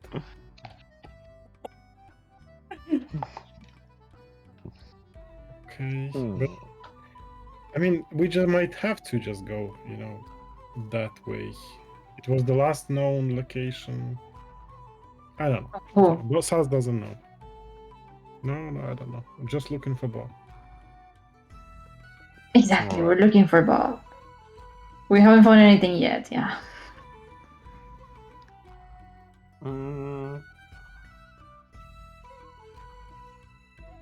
So basically, Okay. amulets, then we don't know. We don't need to spend. So the amulets is soul magic crap. Like, they just figured out how to bind person's soul to an amulet.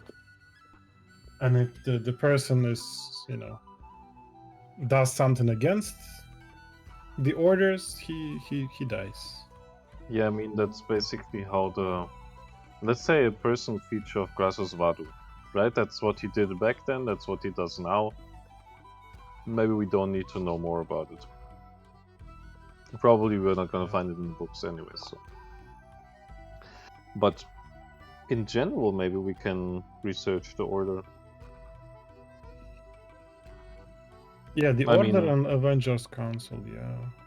But I mean, like the Order and the Avengers Council, right? The moment you mention them, they show up and make trouble. That's usually how it works.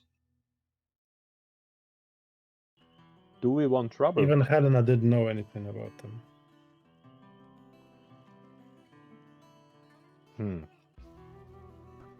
I mean, we can ask the logo. You can draw the logo and ask, do you have any materials on this? And you can say, oh, we are looking for, the guild that has this logo or the group that has this logo. Or maybe there's a catalog of all the possible groups and their logos. There should be. Yeah, maybe we should ask for the last one because that doesn't draw so much suspicion because no one knows what we're looking for. Yeah, I like that. That's a good idea. And then we can find both, if the Avengers is inside the list and if the Order is inside the list. Yeah. And if they're not, then we're not gonna find any materials anyway. I mean, 'cause they're maybe not we find known. interesting other stuff.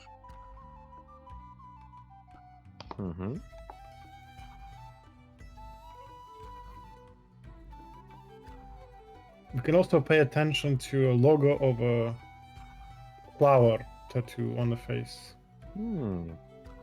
while browsing catalog of logos. We can also ask that as a question, like on the side. Check for druids. Druid, forest elves with flower tattoos on their forehead. Is it Ben and Jerry? Is it Cookie Dough? It is Ben and Jerry, Oh my god. and it is Cookie. Cookie Dough, yeah. Okay. Sergey has some history with that. It's the best one. You can eat like a Usually it's sold whole out. bucket like in a day or something. Well, it's the second day. Okay. That's Okay, better. that changes everything. But yes, I can. No, so once I bought one of those buckets, and I could only like eat this much, and then I was so full. It was so much. It was so sweet, and then I didn't eat anymore. And 1.5 years later, it was already is it? expired. What is it? What? Ice cream. Ice cream. It's ice cream, you know. Ah, Dear stream, here we come to our second sponsor of the day, which is Jen and Berries. We cannot mention the real name. Ben and but you Jerry. get the idea. Okay. Jen and... Oh. Cut. You know how you do? You mention the real sponsors. And just like the guy who changed his name in Bruno Banani, who just... You know the story? What? The guy That's from a perfume. Tonga country. What is Tonga? They recently country, nearby... okay. Yes, kingdom actually. The Tonga Islands, right. Yes. So they recently had a volcano nearby them. So that's kind of a sad news. But before, Yeah. one guy from this country, long story short, he changed his name into Bruno Banani. They were sponsoring him to participate in the sledging for the Olympics. And he kind of was performing average, and in the end, the actual German brand Bruno Banani came to support him. And then he actually qualified to be in Sochi in the Olympics. And the International Olympic Committee was even wanted to ban him from participating because his name is representing the brand, and you're kind of not allowed to use your name for marketing. This is ambush marketing. Yes, and later on it was Bruno Banani. Don't Google that. And later on, it got discovered that this guy actually it's impossible that he had a Bruno Banani name as a person from Tonga. So he changed it before, but he changed it before the brand actually came to him. So it was a wild bet, that he ever gets the support of theirs. So, but it worked.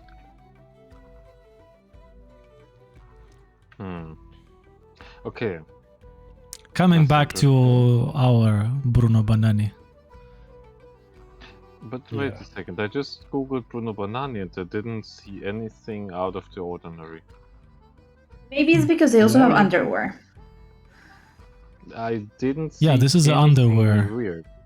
Okay, Sergey, you need to clear your Google history. Because for perfume, it's more popular, but they also have underwear. In the underwear. Yes. Yeah, because it's an underwear brand.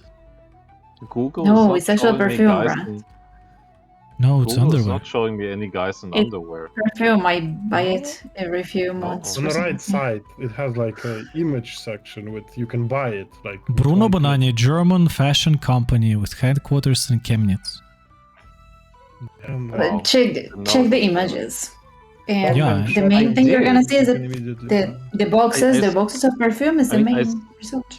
No, underwear. Yeah. I see underwear and perfume. So I would really like to compare our screens now just to see how different our bubbles are.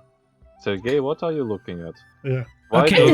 Over 18 We're is not okay. being You can sponsored show. by Bruno Banani to do that. How do I do it? Share No sharing. It's gonna break the layout. Look in your phone if the same you can results post it show, in the outside of the game channel if you want.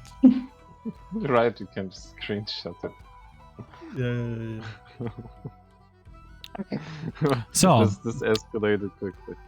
As your fourth day in the library. Oh my gosh! I think Ray will never breathe again.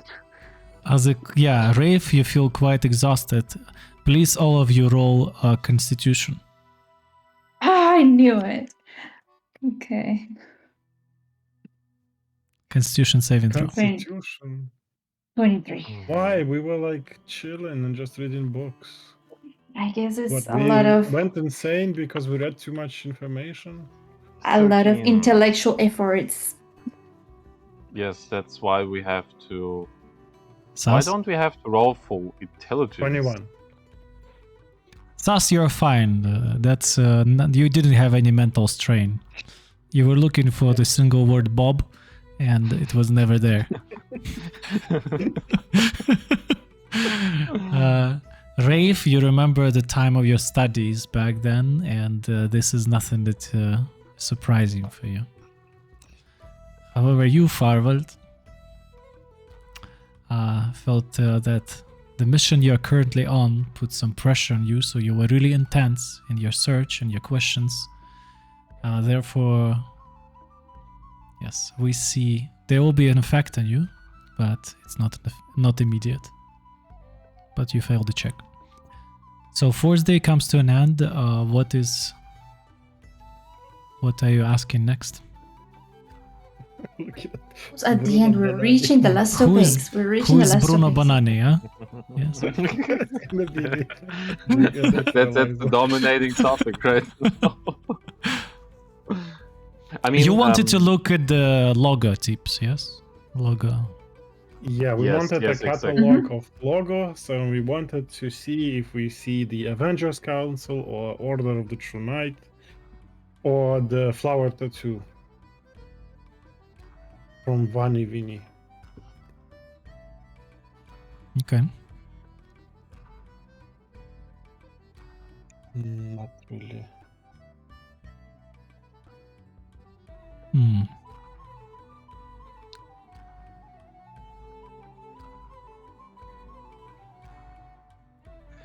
Okay. As Yeah, I you're have the looking, ads on the right. Weird. as you're looking through the catalog and trying to find the familiar symbols, out of 2 hours scrolling through all the possible insignias of all different houses, Farvald, you Yes. see something familiar on one of the pages. Bruno.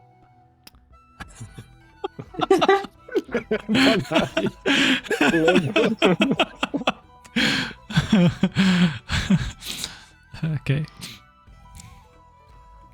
Yes, and as you're stopping the Rafe, looking from above your shoulder, she also recognizes a symbol. Oh my god, please, not my bird. Your bird? What? Why would be the... You see that Oh, no. this Oh. symbol, this signature, this sign, the key with the familiar symbolics at its main part, at the handle, is actually very similar. It's exact this exact symbol, the key with the cross in the handle, belongs to Danudan family. But I recognize that. You recognize the handle, the symbol inside of it. I do. Yes, you do. Like all of us, or just me? You and Ray. Yeah, I don't recognize it. Yeah, I mean, Sas doesn't have so much history with us. But we didn't come across that yet. This is the Assassin's Creed symbol that we saw on some... No. On The one- the people that were murdered at The the one is beginning. very different. It's No? just like this. So what was it? It was I mean, Assassin's then- Creed symbol. Wait, Oh, from let whom? me check for assassins. From whom is this key, this insignia? Danudan. Ah. Assassin's Creed is basically like a letter A. That must be from the Ah. Avengers Council then. Ah, I okay. remember it was the rings. Yeah, the rings. I remember it from the rings. There. Okay. Yes. So What? Danudan was an Avengers. Sorry, council member or founder, maybe. You who think knows? that's an Avengers Council symbol? The cross? Yeah. The cross? I'm pretty sure, yeah, I'm thinking. I need It to was on collect all of those those rings. images. Does anyone of no, Rafe, if anyone, then you, do you still have one of the rings from the Avengers Council? No, Who had them? I don't know who kept them. Farwald had them. No way. And they were Yes. taken by friends. Yes. You see, this is why I tell you all the time we need to kill that guy. Like, Duvalier? yeah, Oh, we need to kill And then- Diana. not Diana. Diana's nice. No, but doesn't What? matter. We need the No, ring. Diana is a very powerful. Oh my god. Are you changing your love interest now? My what? Your love interest. Ah, my love interest. Who Yeah. says I'm changing that? It's a very Well, powerful, respectable, intelligent, and beautiful woman. She's successful. yeah, I'm very confused. Versus a drug addict Bart. Yeah, no, of course, I understand she wins. Of course, Diana wins, but she has been very cruel. And she No. was the main reason for you to die. Like, Duvalier is just like Now, of nice course, her looking dogs, guy, but puppet. her Mhm. dogs killed me. Like, I would kill her. Farwald doesn't like her. Okay. Okay. How was it, Rafe? No, Rafe was What? preparing No, his I mean, fate. yes, I killed you, but Actually, but you it didn't. wasn't. I mean, at You the end I didn't did, finish me. right? No, you just put me to 0, and then her dogs bit me into pieces. You bleed Actually, out. yeah. No. You rolled. The dog didn't attack you anymore, as you were unconscious. Oh, really? Not? You rolled You mean one. it was my thunder You wave? rolled natural 1, and then you rolled again less than 10. I mean, those rolls were really then, bad. then you actually did kill me.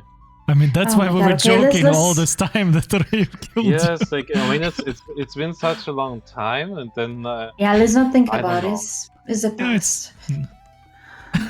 So maybe Suddenly I it mean, strikes Farwald. it's not Diana's fault. Rafe Was the pretends to tiefling be Of course it a is. I only A caused a furniture. little bit of damage at the end, but she was the one that caused most of the damage, or like No, actually actually, all that the was damage, Duvalier. except Duvalier. Duvalier No, caused most of the damage. Yeah, what was he casting? sword. Really? I thought Yeah. that was mainly the dog that caused the damage with the. No, actually, I mean, so it was while we were still inside. Like at first, he charmed me. I couldn't move and do anything, and then he attacked me with his sword. Attacked twice, and I think it was like It was not a crit, but he did lots of damage in one round. Then was I like, thought let's he get hadn't out of done here. anything. No, Okay. he did the main No, damage, and then let's kill him. you killed him. So so no, why would There was I a lot even more hate happening, Diana and now? I have no reason to hate Diana. If you wanna recall the events, just for fun, Farwell was charmed. Bob, We don't have the before leaving recordings, the I don't believe room, that. managed to kind of give him advantage on his save. Bob was thrown out of the room. Farwell succeeded on his save. So, and then tried to be, defensive. Got hit by Duvalier a couple of times. Then you decided that you're not gonna hold because it was all first round. And you decided to escape, and the dogs of Diana were chasing you through the darkness you created on the escape road.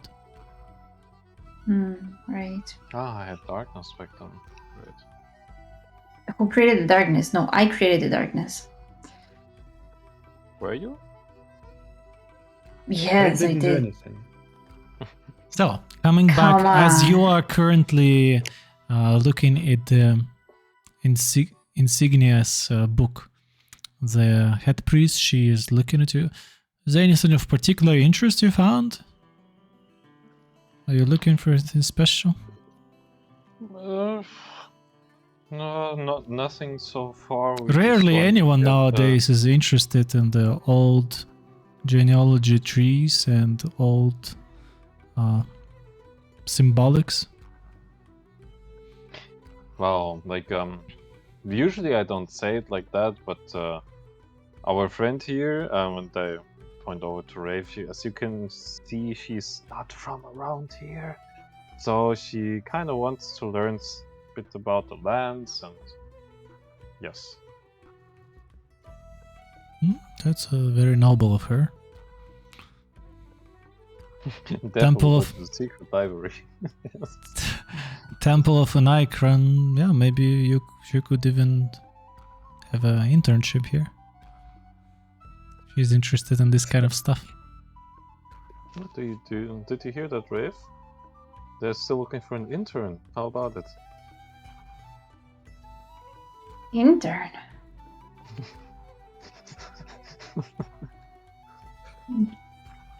Bring the books to the table, take out the books, Pour the make coffee.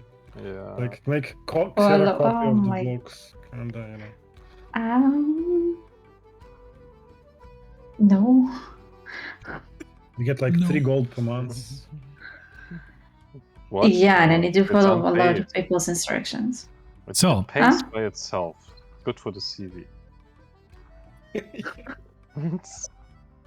Temple of As you Enaekran. Where's the are- magical experience? They've probably never had any jobs. I don't think so, no. Except the one where she travels to Tyr and spies. I'm not spying. I'm just living adventures, trying to use my magic. Okay. So, Um.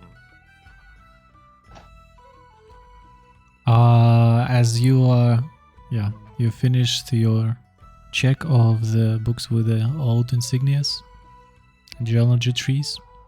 That would be your latest find. This key has been a symbol of Danodan, his family. Mhm. That's interesting. So flower tattoo, we didn't find anything. Nope. Okay. Oh yeah, actually, that's what I'm gonna mention to the priestess. Like the actual reason we're really looking is because we met someone with a flower tattoo on his forehead.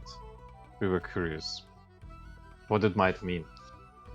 He was a druid and a forest elf, so we thought maybe it was something about a powerful house he was connected to, but we didn't find anything.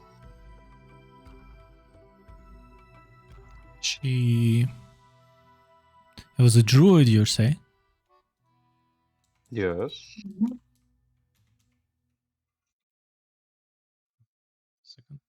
High Lakes. Around High Lakes. Okay. Let me open my notes. Otherwise, I also don't have any questions. She comes Didn't back find to anything you. about Bob. She comes back to you and says that this similar kind of tattoos of a flower on the forehead are usually inscribed by the members of the... Wait, what was the name?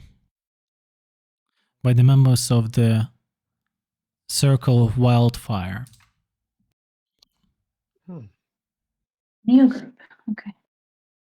That's that's one of the directions the druids can develop themselves.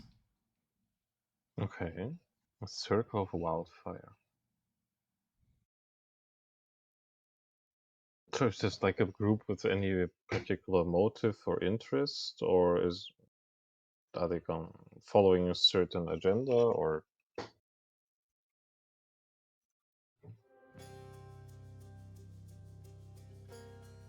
Wait a second. Oh, something's happening. I mean, probably like a tattoo for a druid. Like, probably they make some tattoos, like, of animal or a flower.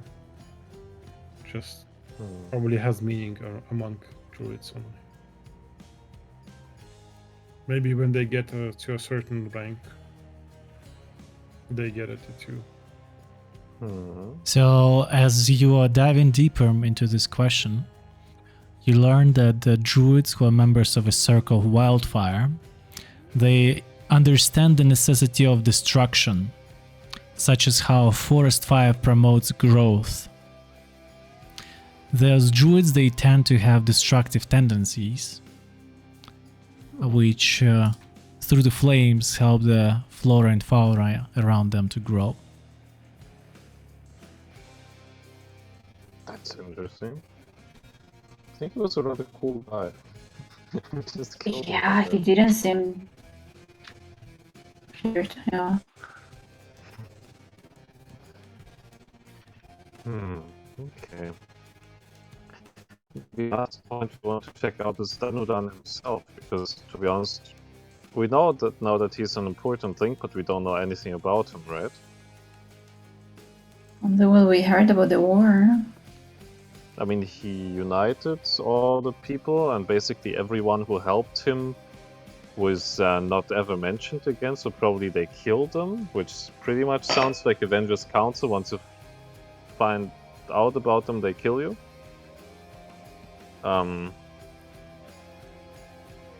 But more than that, we don't know about him, right? I mean, other than this, I'd say our best lead is his statue, where we might investigate something, but other than that, no idea. Maybe we can find a lead to find one of the Avengers Council and talk to them or something like that.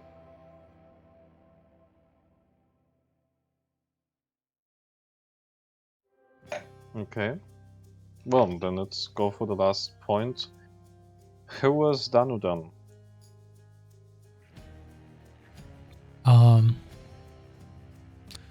Before and after the war, maybe. That would be the important parts. So, who is Danudan before?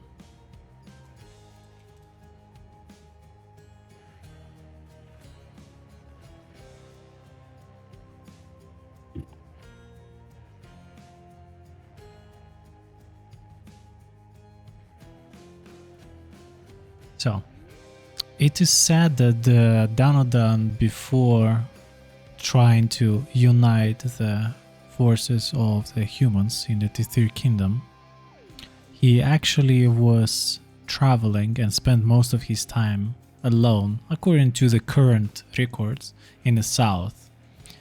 It's said that he actually was friends with orcs for some time, so he was accustomed to their culture, and they even took him as their friend because he was as ferocious as them. He was never a person who was sitting there and waiting for an opportunity. He was the one who was creating it. At least this is how the legends are glorifying him. So he was very opportunistic, and he valued the same qualities in other people. However, he never really liked to be challenged severely for his position of authority. So, and he liked to concentrate his power in his own hands. So what started as a small, semi-organized band of hunters grew up into the army under his command, which later on overtook the conflict, and he turned everything to his advantage. So if you want to characterize him before the conflict with a single phrase, it wasn't like, it more like a nomad leader, brigand, small brigand band leader who rose up.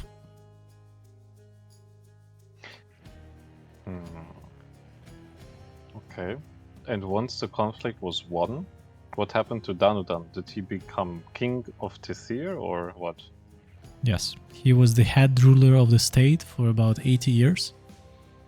And he has seen the destruction of... He has seen how much destruction the conflict caused, and in this unstable state, he knew that he wouldn't be able to last long.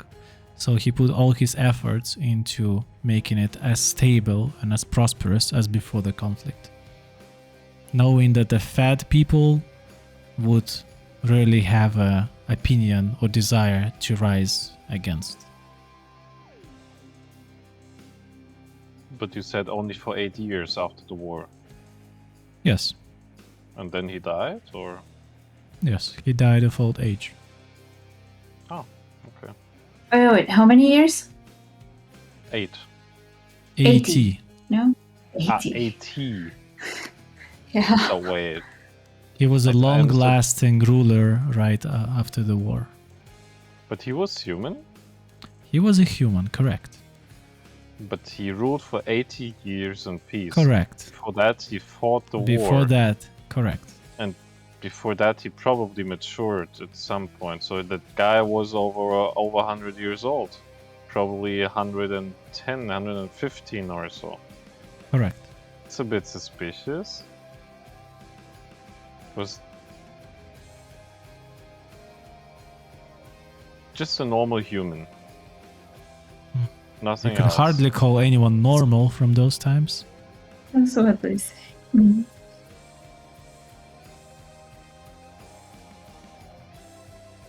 I mean, did no one ever raise a question as to why he lived so long? Was that typical around that time, or? It's possible that it has been questioned, but as long as he was there in power, this aerial of the victor and stability was keeping things afloat, was allowing Tithir to rebuild. Maybe he was a lich and in the end someone stole his thingy, so he died. I mean, now it makes sense who built those tombs for the electrolyzer. It's not the people of the order. It is the Danudan. Just literally buried him. Because it's expensive, you know, to build a tomb under the ground with all the magical, you know, stuff.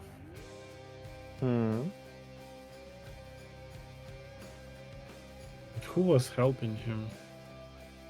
Someone must have been helping him. But wait, I think we still have like a missing puzzle piece here. Like the time after the war was won, what happened to the equalizer, aka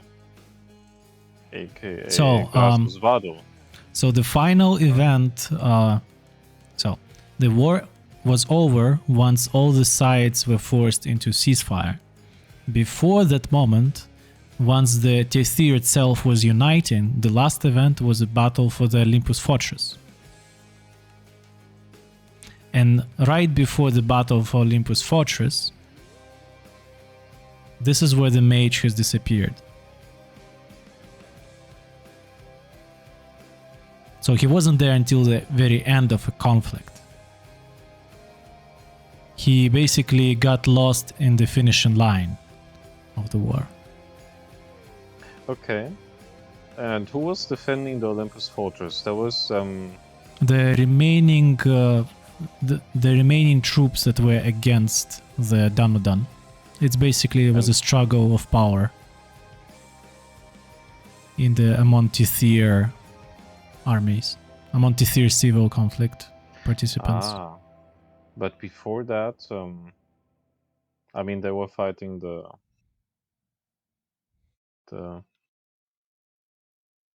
wraiths and the orcs, right? It was a free for all, basically. Okay. Okay. So when he knew he was going to win, he had to pay the price to Grasus Vado, And he didn't, he chose not to, he killed him.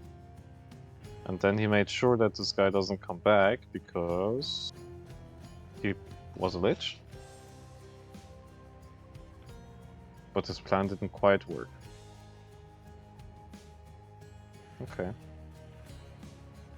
But if that guy is a lich, then he has this one source of power, which was not destroyed. Why? And where is it? No one found it. Maybe it's across the ocean. Yeah. Maybe he came in already as a lich. Mm. And then, in order to prevent him from teleporting back to where his source is, they captured his soul instead. Because DM said the soul goes back to the the magical Right. thing, Right. and then it kind of reappears nearby in a body. So one way, if you cannot destroy it, is to capture the soul and prevent it from going back.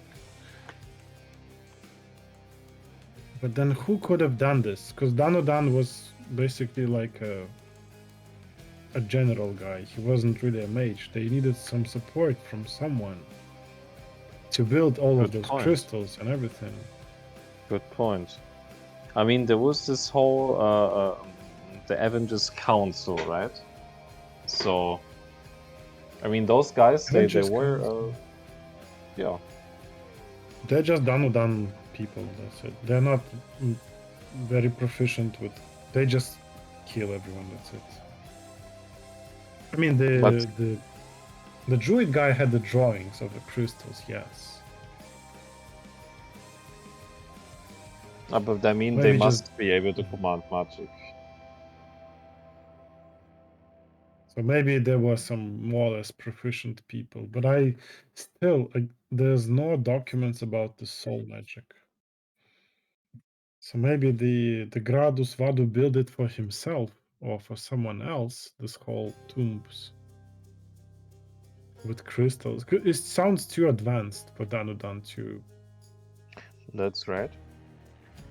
Maybe they were meant to be used for some other reason.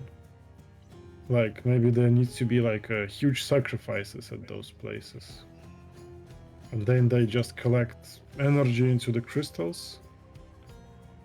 But they somehow used it against the Sus, electrolyzer. please roll for perception. Guys, there's like Helena walking behind us, listening to us. Helena, rolling for Helena, 19. Good. As you're looking at the pages of the book that are currently opened in front of you, you see that the pages themselves, they start to dribble. They start to move a bit.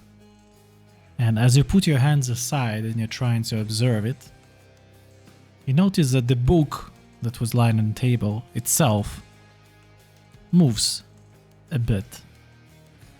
It kind of Ah. shakes. Guys, book is moving. As you're looking around, the pile of books that was standing on the table and was just collapsing falls down, even though nobody in the room moved. Oh, I was also relaxed until now. Brave, stop doing. Brave was. I'm not doing it. Are you shaking? I mean, the I books? could do it. Now right? But everybody no, I'm not is doing it. aware that something is happening and everybody is looking around at each other, and you hear this rumbling coming from the earth, and you notice the objects in the room that you are seeing starting to slowly resonate. So it feels like an earthquake. Yes, There is no earthquakes. What the what? it feels like an Ah. earthquake. Amazing. so We came into collecting the capital to capital? die. Huh? Are they so collecting the capital now?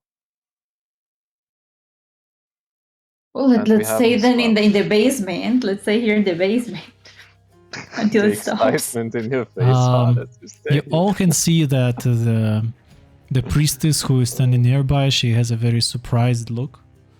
As that's something like this is never happening in Dunodan. Is it an earthquake? It's too weak. Too weak for an Too weak. earthquake. Uh, Let's go to the surface and check. What? No. Of I mean, if course. it's really soul collecting, then if we go to the surface, we're gonna We be. need to stop it you know, because we're the we're gonna only get a people who threat. know how to stop it. Can we stop it? We did already, right? Last time. Yeah, we killed a lot of people, and we don't know what happened with them afterwards. You killed a lot of people. It was a team effort. Yeah. It was not an individual mistake, it was a team effort. Yes. That was I mean, so if you much. wanna go to the surface, okay, we can also die together. I mean, we have to check what it is, right? Okay, let's do it. I mean, Oh god. okay. If we can ever come back here, then we just come back. Otherwise, we'll die with the new knowledge we acquired today. Come on, the Enaekran is gonna save us, right? Correct? It's a temple of Enaekran. Nothing can happen to us here. He's not so much into protecting, but okay. yeah, the rumbling of earth is actually now starts to quiet down. Oh. Okay. While we were on our way up, or While before you that? were still in the room. We're so slow. But still, I we want need to to go up. out anyway. I want to go Okay, upstairs okay. and check the temple. Like, You still need to touch the tree. You need to hug the tree. I need to Yes. hug the tree, I need to heal the tree, I need to defend against fire plane existences. I need to do lots of things. I'm a busy man. Mhm.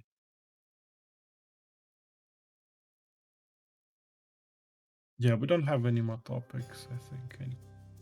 I mean, technically we could go on forever, I suppose, but today was like so I don't know, so productive. Like we connected so many dots. It was like pop, pop, pop, pop. Except Bob, yes. So what, are you going outside? No, we're going to the hug the tree, right? No, We're gonna go going outside and upstairs and first of all check the temple from the inside if everything is alright. And while we'll just walking follow. up the stairs, I conjure my packed weapon sword.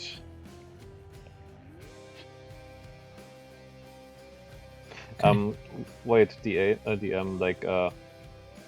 I cast the spell after the second day, right? Checking Gaki, and then how many days passed? This is the more. end of the 4th day, so 2 days passed. Okay, so during that time I surely had a short rest. Of course. Possibly, yes.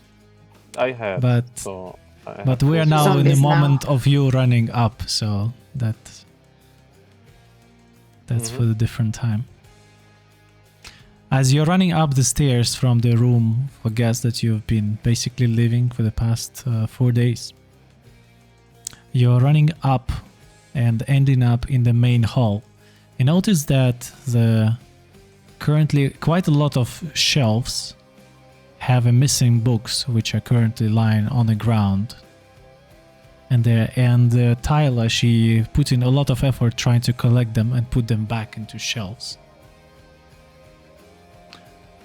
You notice how she, at a certain moment, kind of spits, and she casts a spell. And Rafe, you immediately recognize the spell.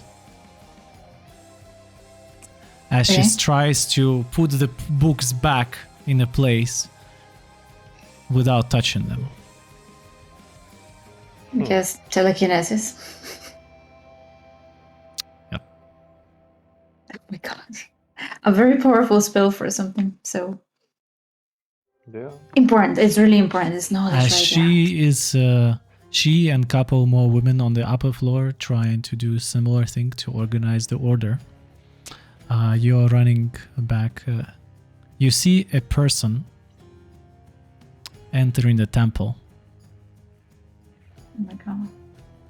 Oh. Not good, not good. I'm gonna Uh-huh. post a picture in the maps and lore channel. Okay, it Of can course. only be 2 different things. Okay, it can be 3 different things, but all of them want to kill us, I suppose. No, not necessarily all yeah? of them want to No. kill us. Okay, Helena hopefully doesn't. This is how we're gonna Okay. end the game today. Yeah. Wait, who's that? Who's Is it that? the This drug dealer person, from it's a before? halfling who is smoking a pipe, even though being inside. Is it Apollo? Is it Apollo? Is it It Apollo? is most Who's seen the certainly polo? Paolo. It is Apollo. It's Polo! Oh my god! Now you're gonna do 2 characters next week. Well, maybe I'll have them kill each other. It's way too much work. Who do you wanna keep? To be continued. No, let's see. I didn't see Paulo coming, like, literally. It's quite a dramatic entrance, I Would he think. be summoning the fire salamanders? No, he's a rogue. Oh, he is very... No. I mean, But maybe he can he have a changed. magical amulet. He can have an amulet or something. Magical item that can summon salamanders. Maybe he formed allies with someone. I don't know. Maybe he was in the Schachlands. Remember he had like something to do there? Yeah. Well, I He mean... was. But He was about to find the cure for the Shach. And then the Shach the still Shah died. Yeah, he died anyway. So I don't think that Polo actually went there.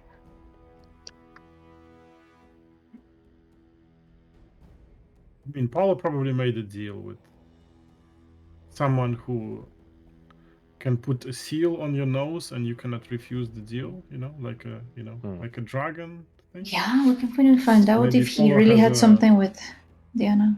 has a seal on his, back somewhere now, and he cannot resist the orders. Hmm. The interesting part, though, is that he found a party. Well, is he related? Like, did he cause this earthquake?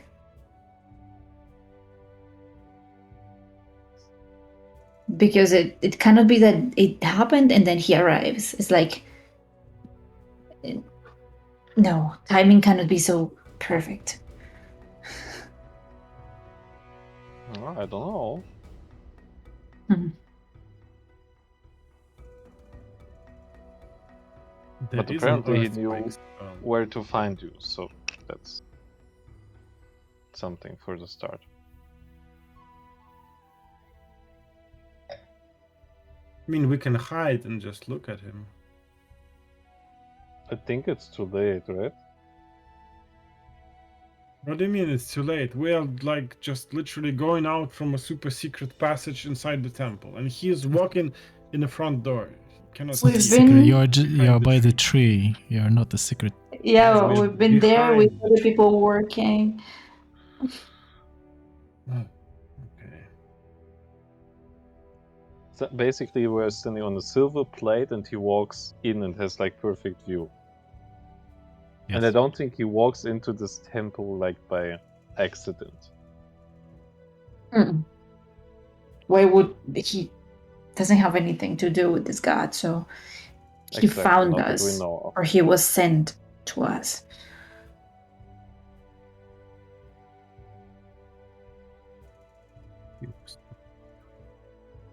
Everyone's so suspicious about Polo. Like, Does anyone has a Yeah? dispel spell? Remove curse? No. Mm-mm. We're gonna have to, like, You have a carve healing out with a punch. knife. You have a healing punch. Yeah, I can punch his tattoo that is cursed or something. What? I You can have brew a healing half punch? truth potion. I'm sure he has some kind of a tattoo, like a dragon head. Yeah, he should be semi-cursed or something. But I mean, I love it. Like, he comes in and then, like, okay, we have to heal punch him, we have to break a spell, we have to remove a curse, need to do something. What? We're gonna talk? No, of course not. We never. No, we need to talk, but we also need to help him if he is being, I don't know, controlled. What No. is Thief trying to help you? Do what? Well, I don't know, find out. No. It's super Help. weird. GM would never help us do anything. This has never happened before. No. If someone comes in, it's like a Keith guy or the shark, the knife guy, the guy with the knife. I mean, when Sas appeared for the first time, it's not like this. But it wasn't the GMs. It was not an NPC. Paulus not an NPC. I think Paula was brainwashed into being NPC at this point. All his past memories are gone. I cannot play an NPC, Polo. That's impossible. Oh my god, this is gonna be so complicated because I'm the only one that knows Polo here. Wait. Right, Farward only heard of him. Yes, So no one really recognized you have no idea who this guy is. Right. So this big moment of Polo walking to the scene when no one expected him I'm the only doesn't one work doing. because only Rafe knows him. I'm the only And the others surprise are like, person. who's that guy? Doesn't he know it's not allowed to smoke in here? Come on. Yeah, Farvelt would be offended because of that. You're gonna tag him now. Oh, I'm gonna stop you. probably he would. Yeah, probably he could. Yeah. PvP incoming. Yeah, I'm gonna have to reread what we did with Polo to try to find out if he's really Polo. You know, like, hey, what did we do when we went to this place? If he can answer this, then he's Polo. Otherwise, I mean, who knows? It could be someone with Polo's appearance or something. Could be.